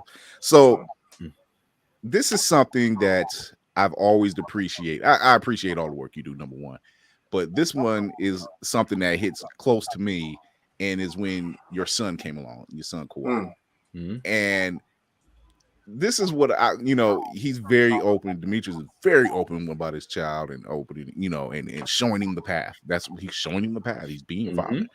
And when you did He-Man, now I know how some folks are saying, "Oh, Black He-Man." No, I'm saying He-Man. He knows, like I know. I'm saying He-Man. He had his son dress up as Orko, and I was just like, you know what? Oh my god! Oh, my ovary just twitched. Jesus Christ! I said, one, that's cute. I was like, two, that's dope as hell. And I was like, and he was there with it, and and his son, he's his son, and he's logging everything his kid is doing. He calls it superhero training. And, superhero training. And so, and just seeing him grow up and seeing how you are with him, and understanding, especially in the Blerd community, as a family unit, and showing that next generation, hey, it's okay to like all this nerdy stuff. It's in your blood. I did it. It's okay. You don't see nobody teasing me. It's okay for you to do it and love what you love. And now he's into he's posing. I was like, he's that was poses. Wait, the video of you two dancing to like one another, hilarious. Yeah, because someone else pointed that out. It's like, is he dancing like you did when you were on stage in New York? I'm like, you need to go back. Bitch. Like, look back, you be like, son of a bitch. And the thing is, I don't show him any of the videos of me. Like, I don't. Okay. He picked up a small sword and was like, I got the power. I'm like, like, I did it. That's that moment where that's that proud moment, and then you see him move like you move, and you're like, oh, where did you? But I mean, no, honestly, like I was sitting there thinking about like my upbringing, like my parents. My mom was always a Trekkie because her mom was a Trekkie. You know what I mean?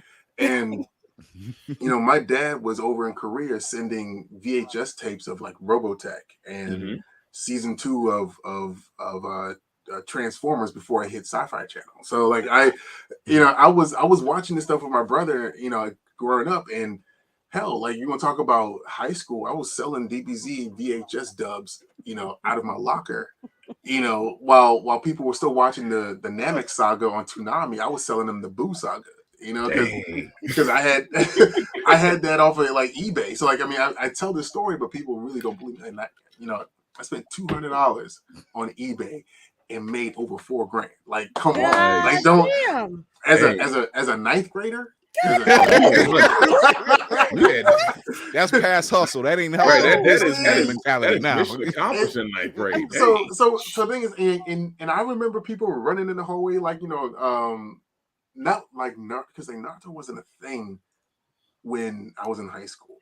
It was because Naruto King was a thing when I was in college. Yeah. So people are running in the hallways like that, but we were still doing our own thing, and nobody got beat up for it. No. I mean, I got beat up in the 2nd and 3rd grade for wearing X-Men shirts. Funny about that shit now, but that was like 92, 93. We're talking about like now, late, early 2000s and early 2000s. People weren't in your business like that. And I went to school like maybe 5 minutes from DC, so like if people didn't care, like, I don't know. I hear a lot of stories how bad people's upbringings were, how much they got bullied, and though I sympathize and empathize for them, I was like, damn, like that. I was in the homecoming court. Like we're cut from the same cloth because my upbringing was pretty much like I knew kids who were into Star Wars, and we was out there playing lightsabers in the playground, and at home, and we was in the kung fu flicks. So I didn't get that kind of tease. watching Kung Fu Theater on Saturday mornings with the family. Yeah. Like that's Right. like I don't like these people who had this negative upbringing. I'm like, yo, like I'm sorry, but I was raised in love, bro. I don't know what to tell you. I mean, You know, it wasn't until I got to high school that it was just like, all right, I know there's a couple, like I was still into it, but I didn't know who was around me that was into it.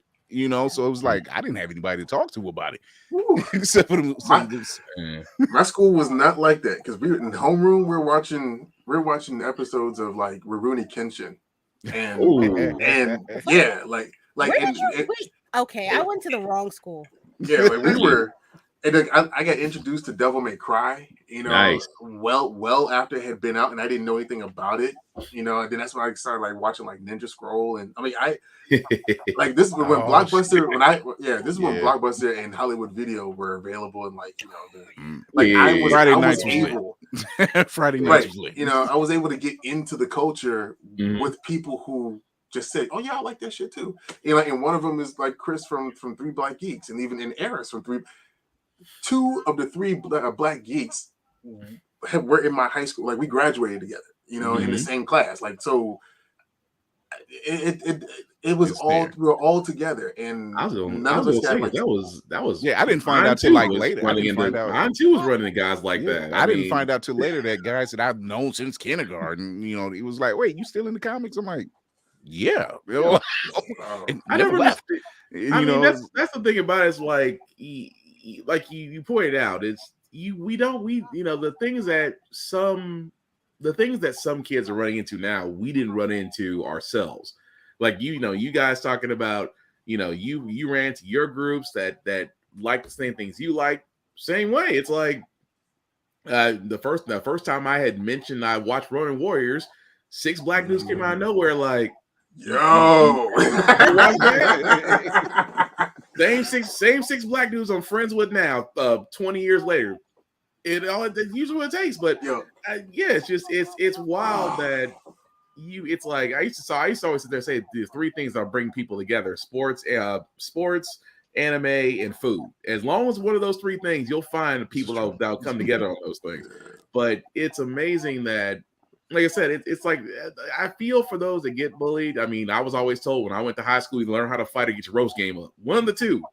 either you go destroy the man's soul. That's all we did was roast. So it was just like it was from the womb to the tomb. Man. Yeah. You had if you didn't figure out by 7th grade, that's your ass. I mean, I was a short, pudgy dude at 7th grade, but all I had was my mouth and quick thinking, and I was like, look, I'm not gonna fight you, but I'm gonna talk about you bad enough to where you don't want to hit me. Because I'm guilty of that gift. Let me tell you, it's worse on the girl side. I had no one.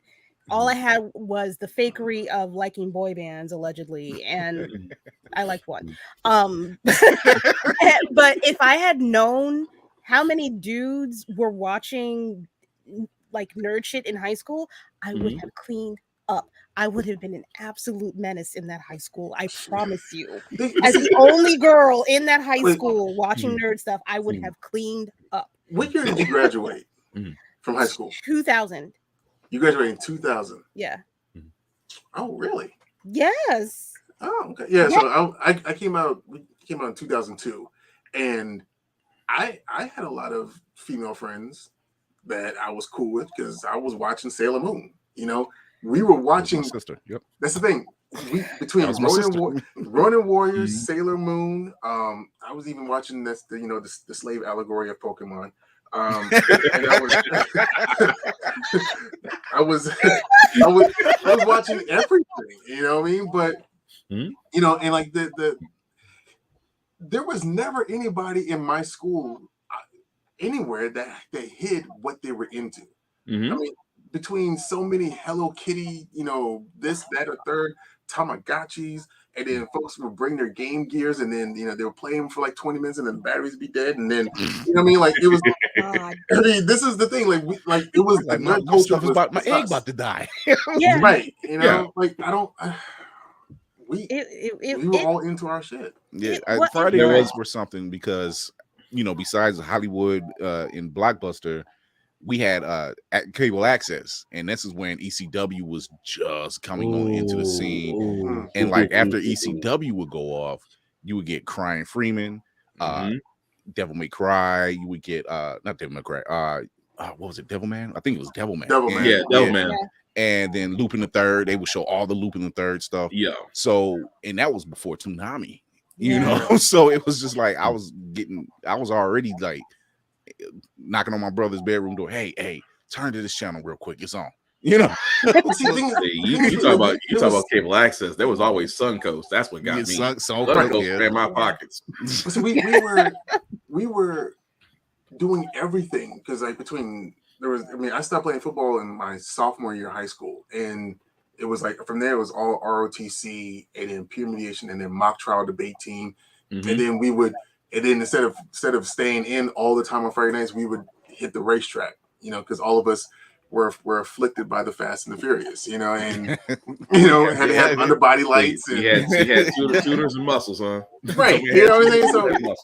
So this we were doing everything, and then I had friends who was working at GameStop and then KB Toys, and I was working at Toys R Us, and we would run our Toys R Us in a ring of you had a system. You had a system. Xboxes, you know, we had to have a system when you had a system. You know. And then some of us got promoted up to like Best Buy, and I'm not saying it's hookup. I'm just discount. Hey, y'all had opportunities. That's what it is. Exactly. It's not hookups. There's just opportunities. I have a chest over there with every single DC animated like DVD that came out before 2012. And because when I worked at Best Buy, you know, like it's a 67% discount on media. When you work there, it's like something crazy like that. So I would pay like maybe $4 for each brand new feature that came out. So of course I was going to snatch that shit up. So yeah, like it was dope. And then like, you know, we just pass it around. Like, I mean, it just, again, I don't understand. Well, I understand it because I've been on panels at BlerdCon where people had different upbringings, you know, whether they were queer or whether they were, you know, introverted, you know, stuff like that. But speaking from my own experience, I had friends or I had circles that were always into other things. And I was the floater that just melded like I had to, you know. Yeah. But the interesting part, you ever notice that if you think about how we all were, that literally there was nothing that was rejected that was introduced to you.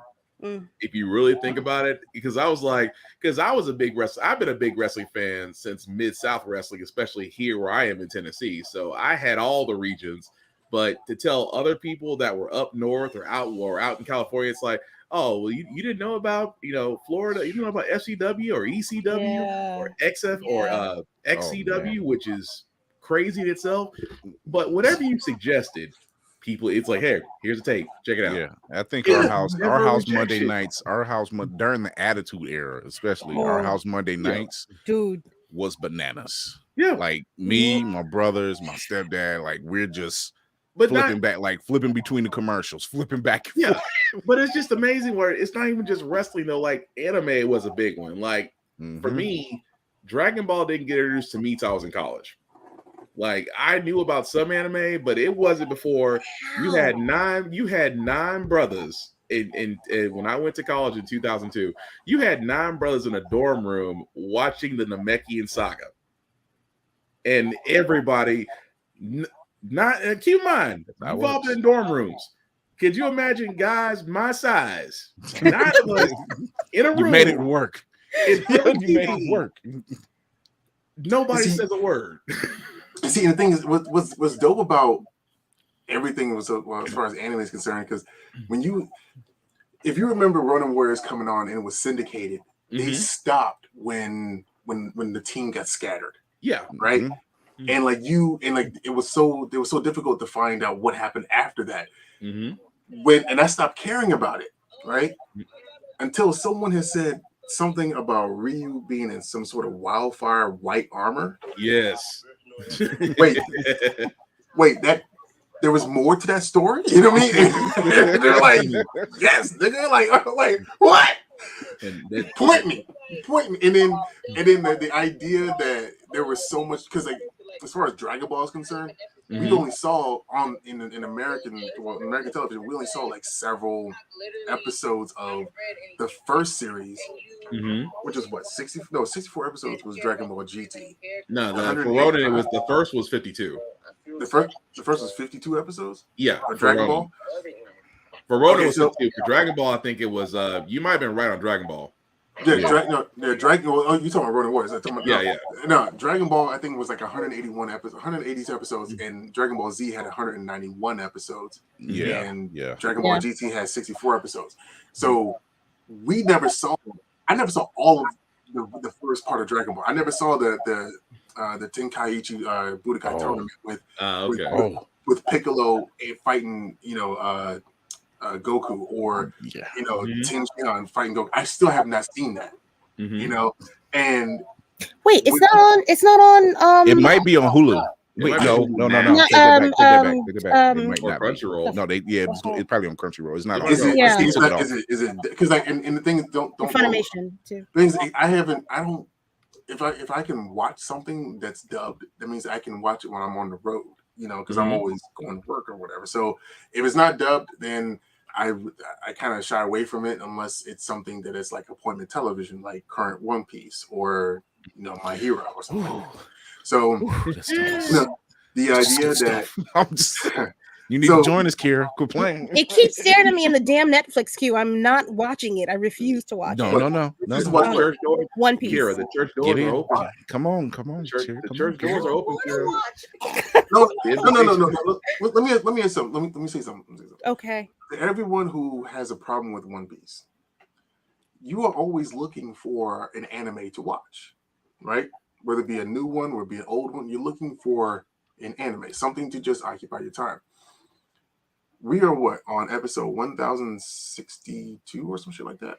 You know what I mean? Like 130 or something, whatever. That means that you can pace yourself. Like you have something to watch once a week into perpetuity if that's what you choose to do. Like nobody's telling you should rush through it. Oh God, no. It's impossible. Not saying catch up or anything. I'm just saying. I went through 9 because I watched it during the pandemic. I started at episode 1, and I chronicled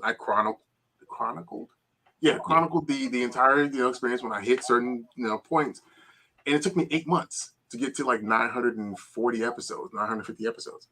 But that's the thing, like you start to like ingest the music, and then you start to get the rhythm of each episode. And when you watch those first 300 or 400 episodes in dubbed, you know when to pay attention because you hear certain music cues. Right. Exactly. But then what's funny about One Piece is there is absolutely no filler. Right. Every single arc, every single episode matters because they end up referring to it somewhere down the line. We have had this conversation about how much I cannot stop thinking. You want me to ingest over 1,000 episodes? It's not that hard. I'm like, and I'm a completionist. Like I can't just skip where's that Simpson meme where Homer's going, "Come join us at the couch"? Listen, it's the emotional shit because like I find myself now going on YouTube and watching like Watch Mojo, like compilations of the best moments in One Piece, and this is what annoys me also about the anime community is that there are so many awesome examples as to how to be a good person or how to be like a man, and people take that, they say, "Oh yeah, that's dope, I love it," and then they just do the complete opposite and be bitch man.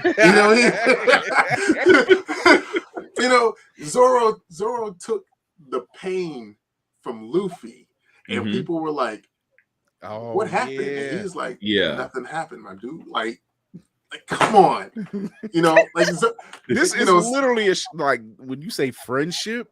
Like, like they don't leave without each other. Like, Zoro was a ride or die. They might split off to do some stuff, but they just like, we got to catch up with such and such. Listen, because we ain't leaving till we get this right. Listen, scars on the back are a swordsman's shame.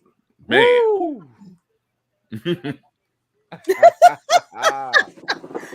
It's intense, man. The show has, and he's right. This show has beats. There's a song when you know, okay, this shit's getting ready to go down. Like he knows the song I'm talking about. It's like, matter of fact, Crazy 8 the Great uses it in on his album, and it's one of my favorite songs because it's literally, it's called Big Man on Campus. And when it goes down, they mean business. Especially if Luffy goes in the third. If Luffy goes in the third or fourth gear with his hockey, that is he's past pissed. He's like, I'm about to take you down. That is a you about to get wiped from the earth. That's a wipe from the earth moment. Yeah. Like you, I'll put it that way. You have to get him that ticked off to get him to that level, and that's only happened so far 4 or 5 times. Right, and he'll be back in because I know he froze up. Yeah. But yeah, it's one of those moments. I'm telling you, Gary, it's just I make no promises. I almost started it. I swear to God, I almost started it. And the thing is, they might fight amongst themselves. But they be damned if somebody else from the outside messes with them. Well, come on, Gary. I saw your comments on Attack on Titan. Case in point, there's 2 characters on One Piece. And it's Zoro and Sanji.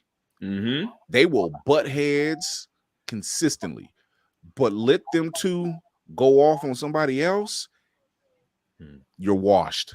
Or the 4 you're kings. Washed. What was it? The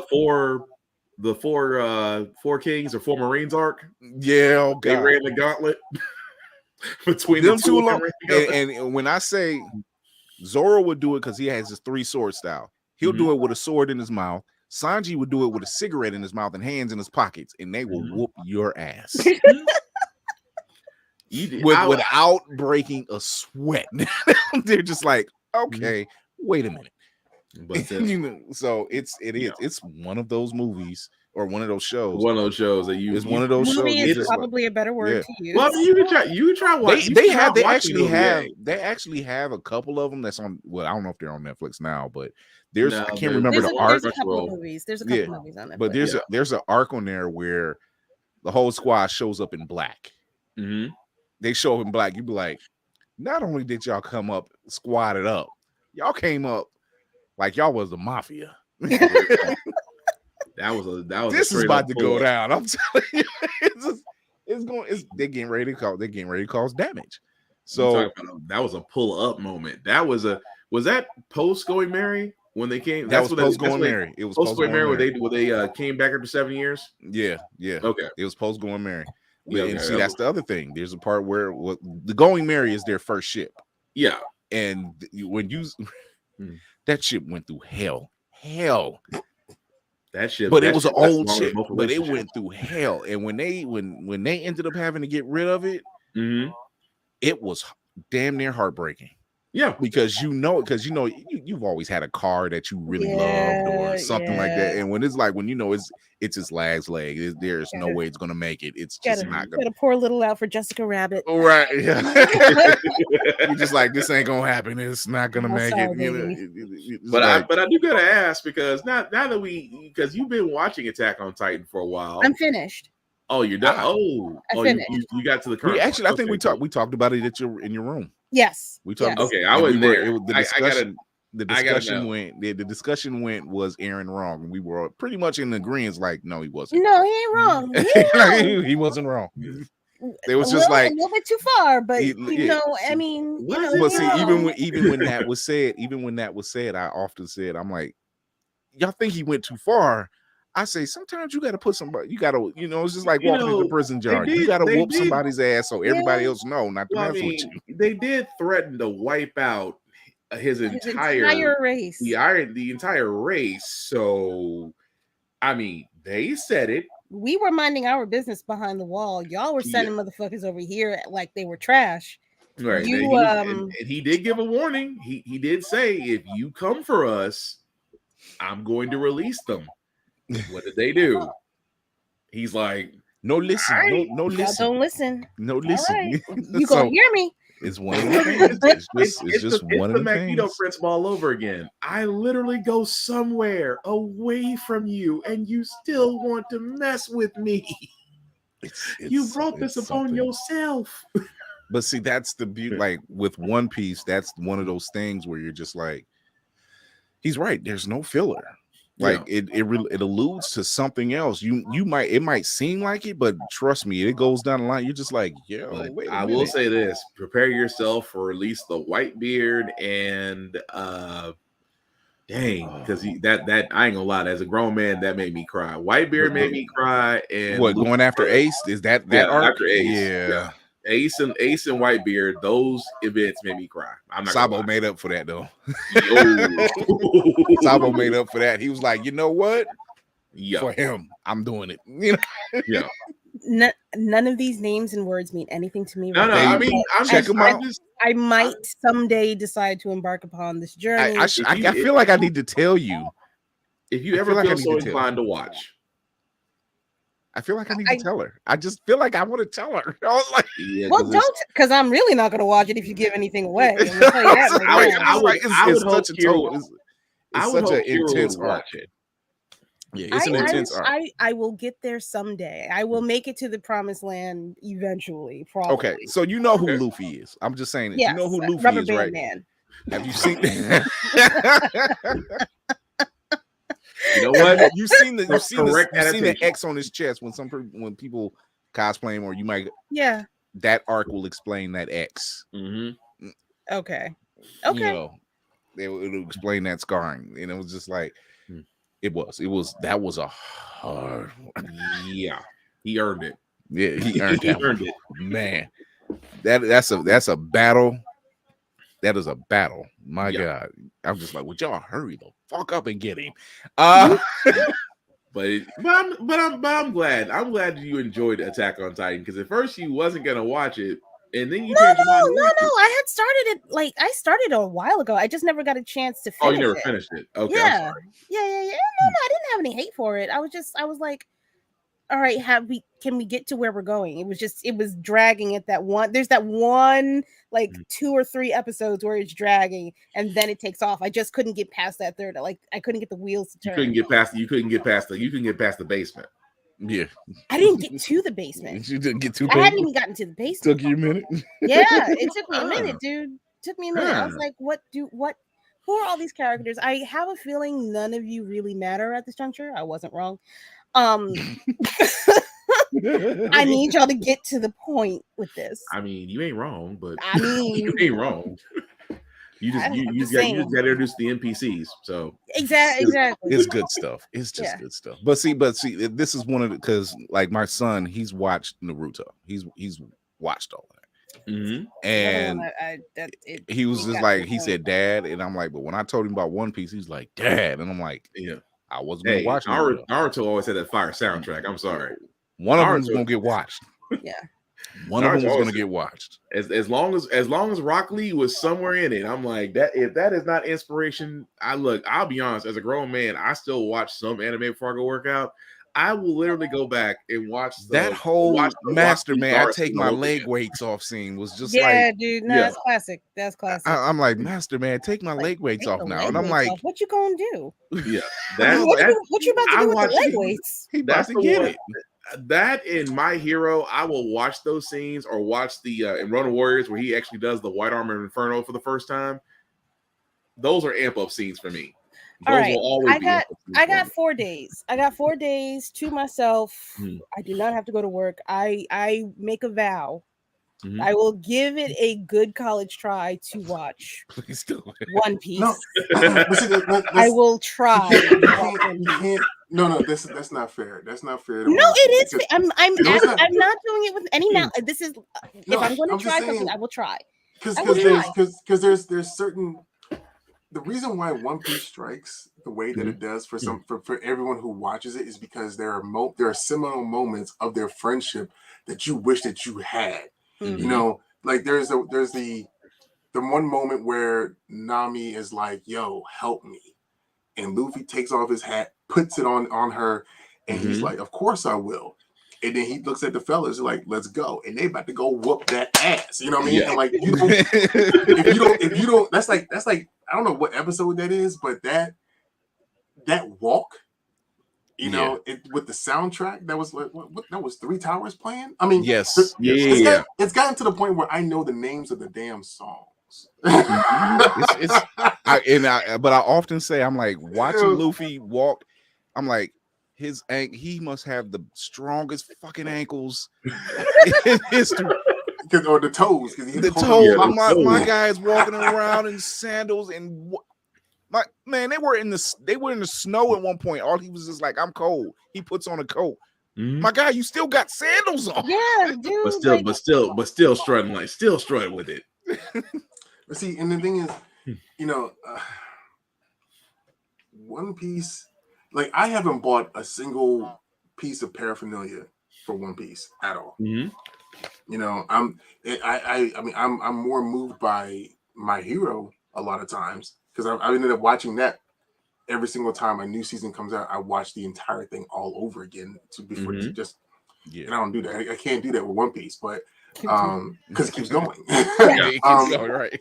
You're right. But no, the thing is, like, it didn't occur to me that there's nothing that I want to buy from it because I feel like I get everything that I need from it just by watching it, right? You know, but that one moment of nothing happened, I think I do need to find something that reflects that moment because that is the quintessential meaning behind One Piece.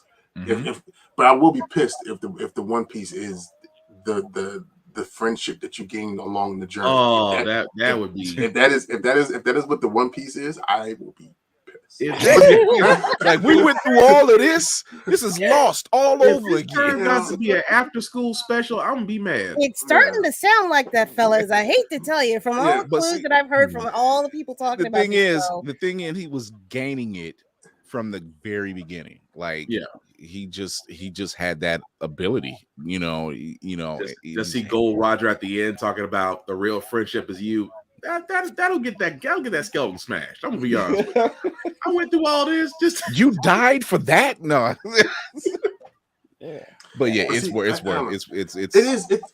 a journey that is worth it. Like you stuck. I mean, how many animes have you actually finished? Oh, a lot. I have. I can say this with confidence. I have finished Dragon Ball as a whole. I'm caught up to whatever. Well, maybe not the. You mean Super? Sure. Yeah, no, Super. I think I finished, or at least I'm caught up to it. Okay. I finished a few. I finished Attack on Titan. We just talked about that. I have finished some other things that I really can't think of. Samurai Champloo, like the older stuff. Okay, so that's the thing. Like you finish those things. Your completionist, cool. Like, why not just have something that you can always you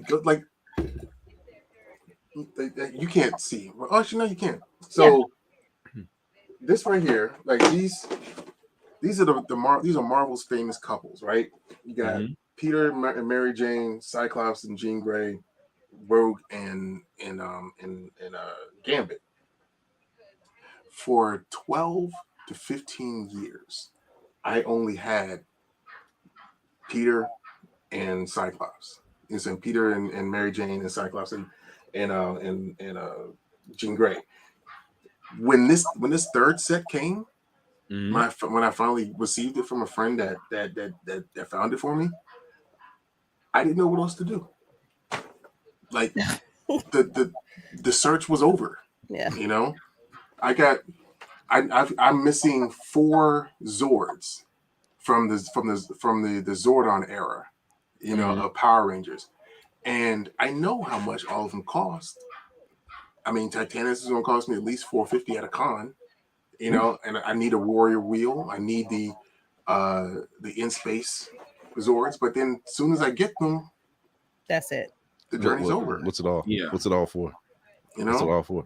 So I say, but I think we are. I think we so are. damn sad. But see, that's look, the- I think that's the thing, like, that's it's the all point. in the hunt though, because it's like Exactly. it's Mhm. like with Black Panther. Mhm. I love Black Panther. I've grown up loving Black Panther, and that has been my journey, collecting all the yes, that yes, Yep. you know, getting all the jungle actions, getting all the entire runs, you know, and that was where I first started. I was like, grab the jungle actions, rock it out from there, you know, and that's what I did. But it's the pursuit. See? It's the pursuit. And my wife would say, she's like, "What are you doing?" I said, "I'm hunting." I said, "No pun intended, but I'm hunting for panther stuff." See, that's why the best thing about it is like Hellspawned says, I'm like, yeah, it really is about the journey and actually pursuing something. And when you finally do get it, it's that feeling of I feel like Indiana Jones. Dude, as soon as this last A Song of Ice and Fire book comes out, I will not know what to do with myself. So I get it. I fully understand. Still not out? No, baby. He's only up to the second to last book, which is not out. All I can Listen, say is, I was reading Game of Thrones when I was married. And that was a lifetime, right? So the fact that this motherfucker ain't finished them shits yet, you know, I'm like, all right. You're almost like, no wonder they had to force that last. I get it. I'm hanging on, man. If we don't get the ending that should happen in that book, just I don't think it's gonna. I don't think you've been paying attention to how that book is gonna end, boo. No. It should end in utter destruction and chaos, and only one person should be standing. Okay, then I accept your. I accept. Oh, it's going to be chaos. If they follow that line, it should be utter chaos, and only one person should be standing to tell the story secondhand. Well, I don't want to keep Demetrius because he's had a hell of a week. Yeah. I'm sorry. No, I don't want to keep him. Because I know his schedule. I know how his schedule works, and so I'm like, I don't want to keep that brother up too late. Yeah, I mean, you do be running, you do be burning the candle on both ends, sir. But it's the results. Yeah, it's the results. True. It's the results. Oh no, I know that. Oh, I know that. Oh, I did that this week. I did that yesterday. He was like, wait a minute, let me get it together. Oh, it's like, Jesus Lord, please just carry me through this list. It's not even doing it. It's just the list of things that are coming. Go ahead. I'm sorry. Yeah, no, it's just I gotta get some outlines done and some proposals taken care of, and I'm gonna be on Canva making these decks here soon, so that I can make sure I get this stuff up, translated in a way that's going to be easy for people to digest, these ideas and whatever. So we man on a mission, and I'm fortunate to be in a position to do these things because there's a lot of people who are not busy, and there's a lot of people out there that take other people's ideas and still not be busy. You know what I mean?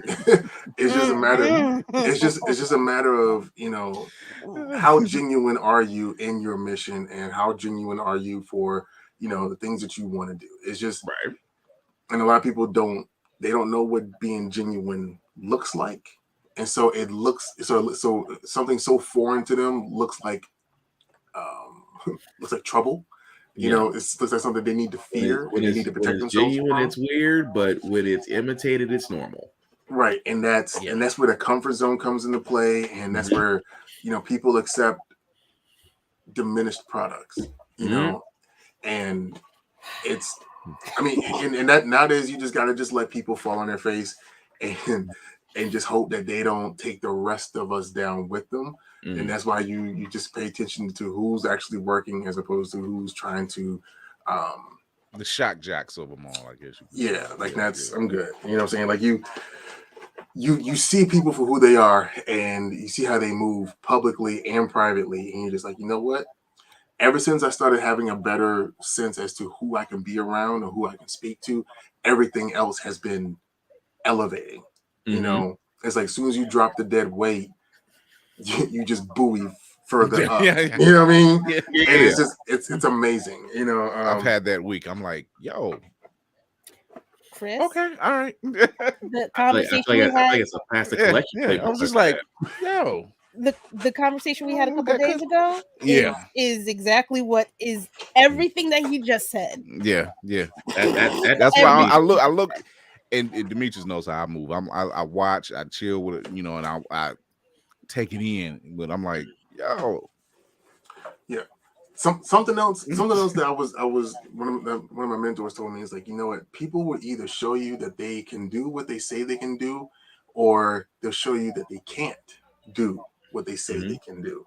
And when it's time to present themselves and they falter, you know, you don't judge them, you just take note, you know, until they decide to turn that ire on you. Just leave people be where they are. that's all you really all can do. All you can do, I should say. Yeah. So it's I mean, you can only work with those that it can, like you said, it comes down to, as Kira so eloquently put it. I thought she was gonna say it. Lord, what did Hey, I say? hey, Kira, thanks for missing that alley oop. I just I have no idea. I be saying, do I or be do saying not. shit There sometimes. is no try, lady. Oh, there's Mabel. only two. Yes. Well, that alley oop was good and terrible. Oh my Sorry, god. I got caught off guard. You can't just throw it at me like that. I'm not good at sports. Oh my god. So before we get out of here, man, we put him up here over here. There we go. All right, Demetrius, let everybody know where they can find you, my guy. all right. So I'm trying my best to do exclusive updates on Blerd.and.powerful on Instagram. There's that page there that's solely dedicated to that thing.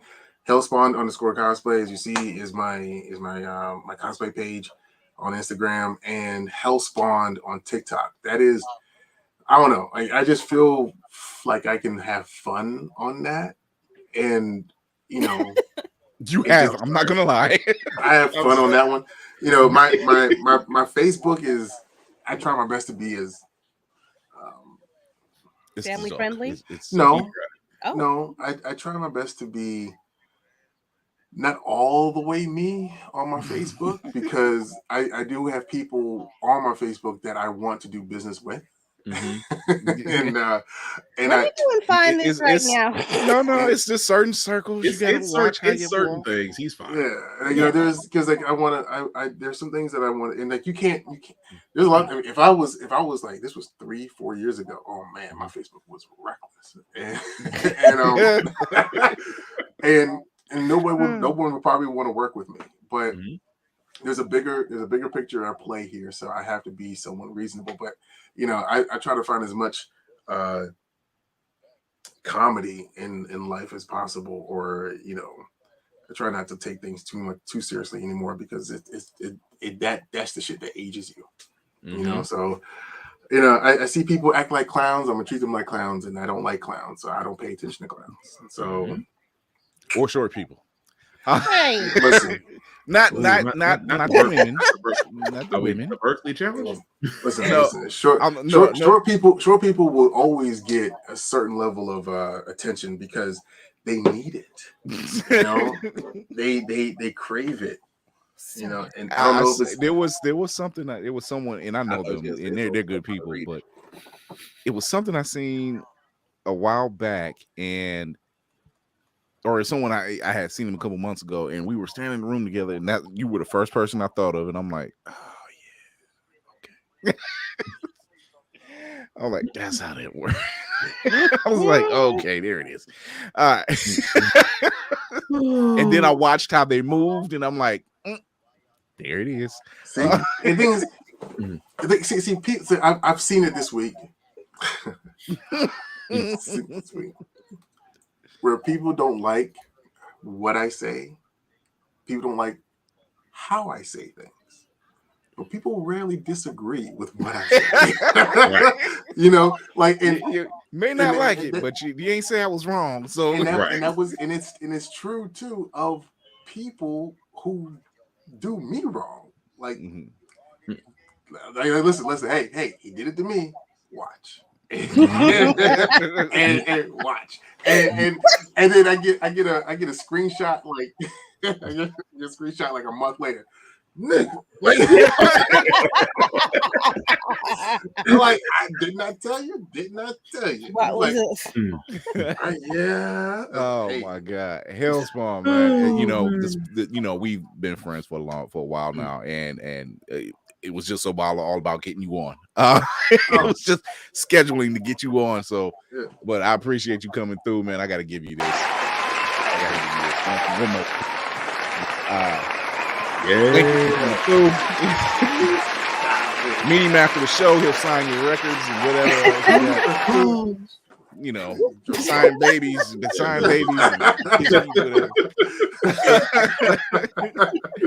Oh, wait, man, I appreciate you coming through, man. I love, number one, I love being a part of this movement. Let's just say that. I know Curious Beats the same, and so as well. And it's a very admirable movement. And as you know, coming on this platform, it's the same thing. You know, I'm here to make sure these people that get seen. We need to be seen more. We need to talk about these projects. We need to get these people out here. Shout out to all those black conventions. Shout out to J1Con. Right. You know, he's been doing it. He just celebrated 10 years. 10 years, black owned convention. 10 years. Also, like, look up Virtuous Con. Virtuous Con is a black woman owned convention. That is when the owner hit me up about that, she was like, yeah, thank you for talking about black conventions. I'm like, who are you? You know? And then when she sent me the website, I was like, holy shit, you exist, you know? Like, and I was like, yo, that is like, Virtuous Con. Like, and I started, because I just like I did with you last night, Chris. The showrunner and creator of Wicked City, her name is Kristen. I had her number. I was like, yo, there's a thing called Virtuous Con. And she was like, what's that? Boom. She's like, holy shit. I'm like, yeah. Like, this is for you, you know? And so, yes, look up as many black owned conventions as possible, because they have, like, I mean, Kim Fest, the ECABACC thing. Yeah, I know exactly the one you're talking about. Can I buy a vowel? That's all I know. That I feel like I was solving a puzzle just now. Yo, it's like the East Coast Black Age Comic Con. I think that's what it's called. But anyway, look that up. Look up the Urban Action Showcase out of New York. Demetrius Angelo. He spells his name with an O. I don't fuck with that too much, but that's him. That was his parents. What can you do? You know, we call him, but you know, they have a penchant for getting the stars from, like, you know, our childhood, and like even like, you know, like the one year that I went, they had it was like the 40th. It's like the 40th anniversary of the 5 Deadly Venoms. Yeah, you know, and it was dope. I got me a mask. I got the snake mask. So look up these black-owned conventions and try to support them as much as you can. Blerdandpowerful.com. You know, you can see where the actual mission statement, and then the link to the store to get your flag. You know, and like, we come in like 8 different colors, and I never thought that these colors would work with so many other colors, but that just lets you know, like hot pink. It's the marketing. Right. It's good. Marketing is everything, sir. Yes. Marketing is everything. And who taught us about marketing? Spaceballs. Let's search for more money. Merchandising. Oh my God, man! I'm just applying the lessons that were given to us by the nerd culture.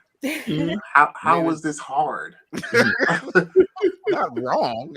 Not wrong at all. Might be funny, but it ain't wrong. So, all right, y'all. Let me go to bed. I gotta get up at 4:15. All right, man. I appreciate you coming through, man. Thanks. Knowing that face. Did he say 4:15? I'm like, yeah, I gotta start doing that Monday. Yo, Lady Mandalore.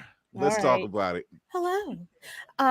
You can find me on Instagram. I am Roomful of Blerds. I also have a TikTok, which is under the name of Child of Mandalore. I also have a podcast of the same name in which I talk about the history of Mandalore and its people.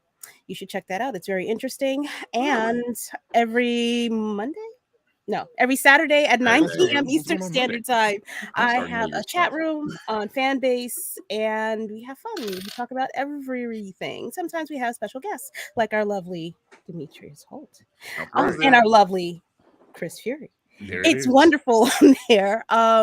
It's a blast. It is. In about 2 weeks, because shipping has been a problem, I'm going to be starting a podcast called Roomful of Blerd. Nice. Tune in, find out. I'll let you know what day of the week I'll actually be posting it. Because details. What is it? The devil's in the details. The devil's in the details, exactly. Also, I have a little coalition or a collective that I have on Fanbase. We have been doing giveaways. Is this okay if I say? Yeah. Okay, cool. Please. We've been doing giveaways for Black History Month every week. Right now on Fanbase, my colleague Tafari TV is doing a giveaway for the Steelbook collector's version of Black Panther, the first movie. It is sold out everywhere. So if you win one, which is for free, you should do that, sir. I think I'm gonna have to use one of those opportunities that Hellspawned was talking about earlier. I think you might want to. And then if I can get over here really quickly. I can hear the wife now. How many times have you watched that movie? Almost 40. Yes, almost 40. I am giving away some of these posters. If you can see, okay, for Black History Month. I've got 6. Or 5. I have 5. One of them met an untimely fate.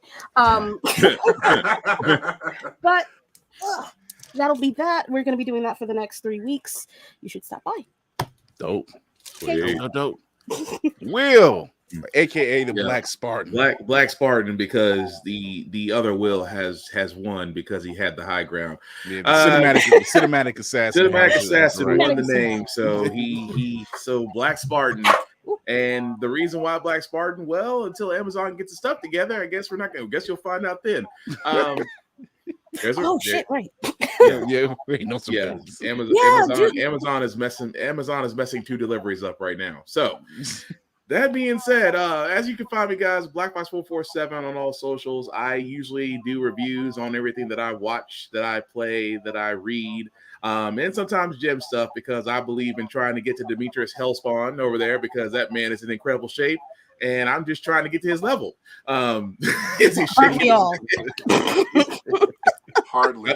I just want to be able to have that bicep. I just want to be able to flex without not flexing. I'm sorry. I'm just messing with you. I'm just messing with you. But yes, aside from that, I do have a couple of podcasts of my own. My first one is my weekly political podcast called How the Frack We Got Here, where we do cover the events that are going in the U.S. that because you should be informed of, and definitely the State of the Union address, because if that was not the comic relief of the year, I mean, Dark Brandon came out. He was playing chess. They played checkers. Dark Brandon came out, and so did Cruella DeVille. That's all I'm gonna say. You gotta watch it. Never seen anybody get played that quick. I'm like, wow, he played all y'all. That was that was chess, not checkers. But also every Friday, along with my co-pilot Joe Tonello, we have a video game podcast called Get Bit Podcast. That's also every Friday. Both those podcasts can be seen on YouTube and on Facebook and on Twitch by their names. Also, I do write the wrestling column for Blerd's Eye View. Why? Because wrestling is real and people are fake. Shout out to Mr. Kid for that one.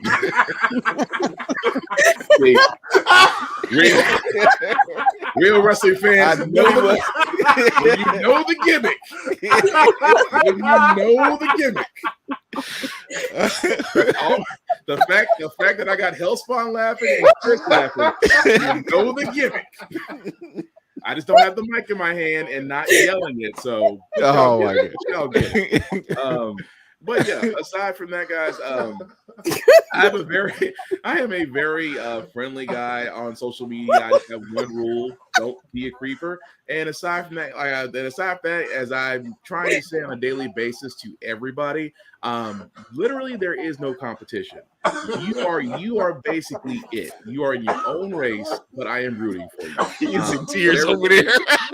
I think we need to throw Demetrius. I don't think We broke him. I think I might have broke him. I might have broke Demetrius on that one. I think I might have broke him on that one. Oh my god. Yeah, we broke.